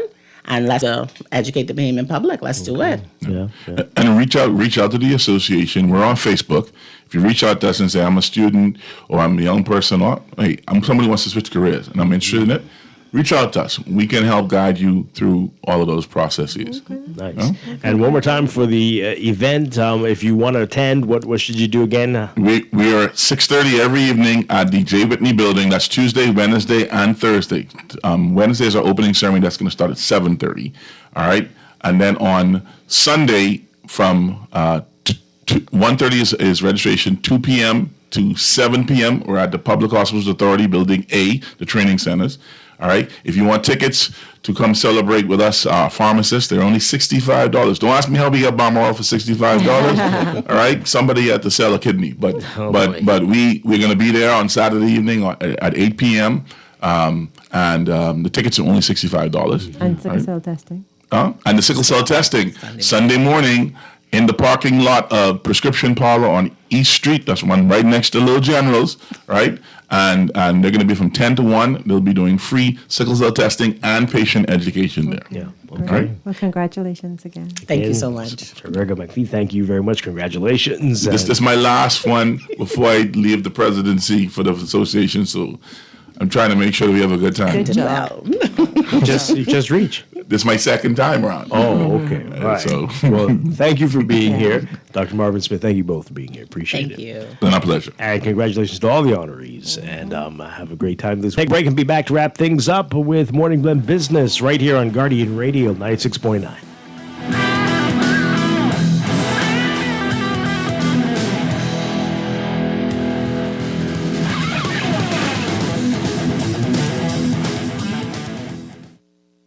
Planning for retirement can be overwhelming, but with CFAL, it doesn't have to be. We offer tailor-made individual, group, and pension solutions that take the guesswork out of retirement planning.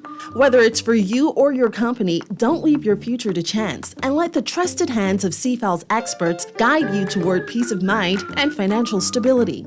Low upfront costs and affordable monthly payments make it easy for you to build wealth so you can live well. Visit us at cfal.com to start on your path toward financial freedom. CFAL, growing wealth for future generations. Transform your home for less at Kelly's House and Homes Holiday Paint Sale now through Wednesday, December 24th. Enjoy 25% off house and spray paints plus 20% off paint supplies, except on net items. Our wide selection of paint colors is the perfect way to bring holiday cheer to your home. You'll also find the best selection of brushes, rollers, pans, glue, ladders, paint thinner, and more. So catch the holiday spirit and paint up for Christmas at Kelly's House and Homes Holiday Paint Sale, going on now through December 24th. At RBC, your idea of getting more happens here with a no-fee loan. Share in up to $20,000 in cash prizes. Learn more at rbc.com/holiday loan. Some people come and go. Others work for you every single day, whether through free classes for students or programs for the elderly. We've been building golden aisles for years, while others waited for their time to shine. I'm Brian Brown, and I know it is something you earned. On November 24th and M, because this time around, we go in with Brian Brown. Paid for by the Free National Movement.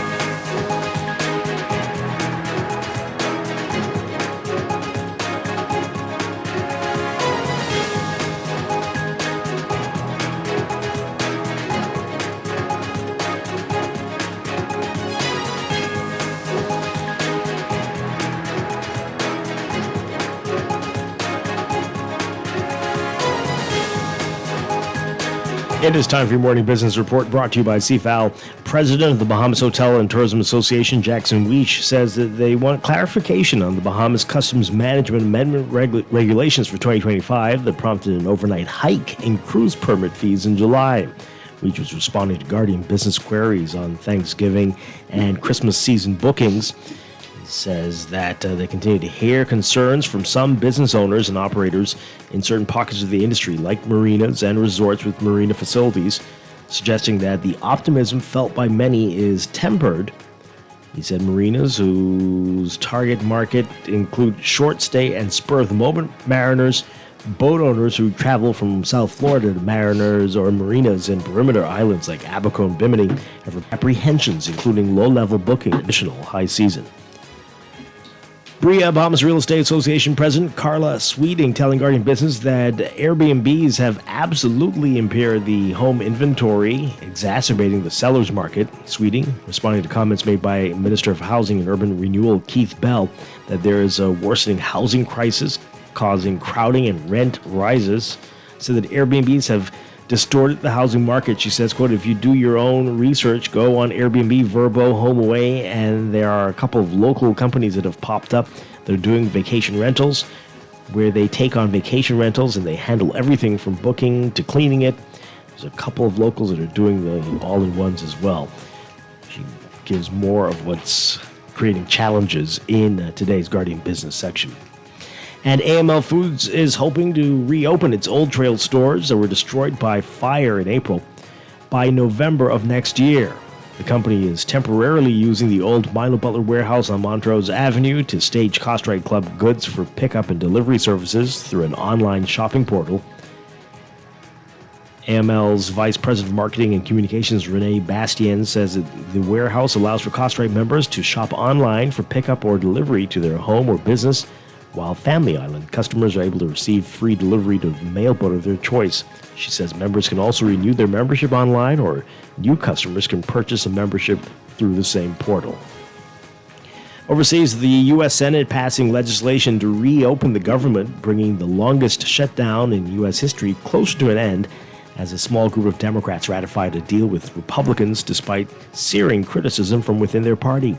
The 41-day shutdown could last a few more days as members of the House, which has been on recess since mid-September, return to Washington to vote on the legislation.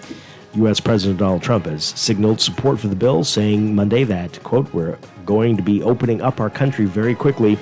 The final vote was 60-40, breaking a grueling stalemate that lasted more than 6 weeks as Democrats demanded the Republicans negotiate with them to extend health care tax credits that expire January 1st. But air travelers could face more frustration as busy U.S. airports need to meet a higher Federal Aviation Administration target for reducing flights today after already canceling thousands to scale back demands on the nation's aviation system during the government shutdown.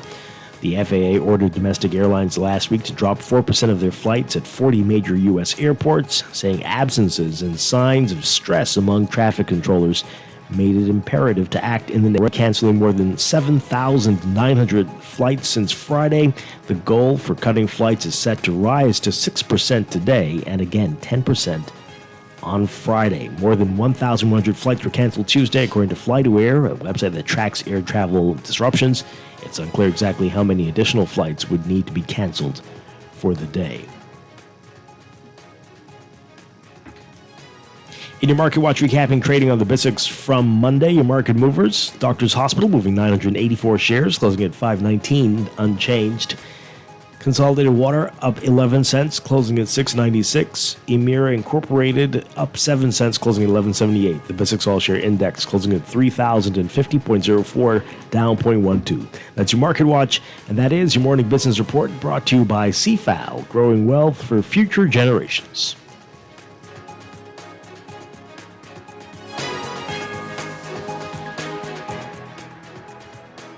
And that is going to do it for us today. Duquesa Dean, thank you so much for being with us. It was a joy. Thank you for having me. I'll see you next week. Okay. And I'll be back tomorrow morning with more Morning Blend and Morning Blend Business right here on Guardian Radio 96.9. Dwight, Strachan, have a great day, everybody. Stay tuned for On the Clock with Aaron Green next.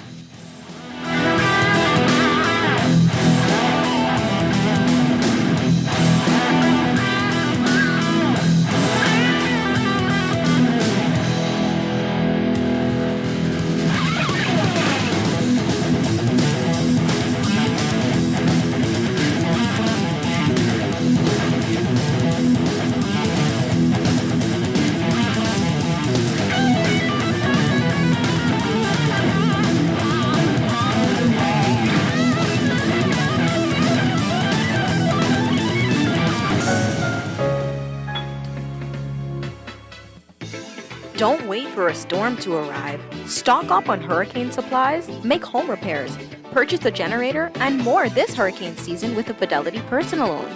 Make that move today. Call 356-7764. Fidelity, we're good for you. You try to rest, roll with the best. For all your printing needs, there ain't no one better, no. For posters and banners, magazines and flyers, for window decals, greeting cards and newsletters. No job too big and there's no job too small. You name it, we can print it, just give us a call. Let Print Masters bring your masterpiece to life. Located in the Nassau Guardian Building, telephone 302-2361. Attention RBC clients. To comply with regulatory requirements and to avoid service interruption, you need to update your information at your RBC branch. While you're there, enroll in RBC Digital Banking for 24/7 access to your accounts anytime, anywhere. Update your information and bank at your convenience with RBC Digital Banking today. Step inside the John Baptiste Jazz Club at Bahamar, where the rhythm of the islands of the Bahamas meets the soul of New Orleans. Every night, the lights dim, the music swells, and the air fills with that unmistakable energy, the kind that makes you close your eyes and just feel. Savor signature cocktails, curated from world-class musicians, all in an intimate, artfully designed space where every seat has a story. Whether it's a romantic night out or a spontaneous evening with friends, this is where you want to be. The John Baptiste Jazz Club, only at Baha Mar. Reserve your table now at bahamar.com/jazz club or through the Baha Mar app, because every evening plays its own tune. At CFAL, we understand that a secure future is the greatest gift you can give your employees. That's why our tailor-made group pension solutions are designed to fit the needs of both large and small companies. With CFAL, you can provide the retirement you and your employees deserve, ensuring peace of mind and financial stability for years to come. Join the many businesses that have already entrusted CFAL to create the right pension plan for their employees, and let us help you build a brighter future for your team. Visit us at cfal.com to get started on building wealth so you can live well. CFAL, growing wealth for future generations. This is Guardian Radio 96.9 FM, streaming on GuardianTalkRadio.com and the Guardian Radio app, Nassau, Bahamas.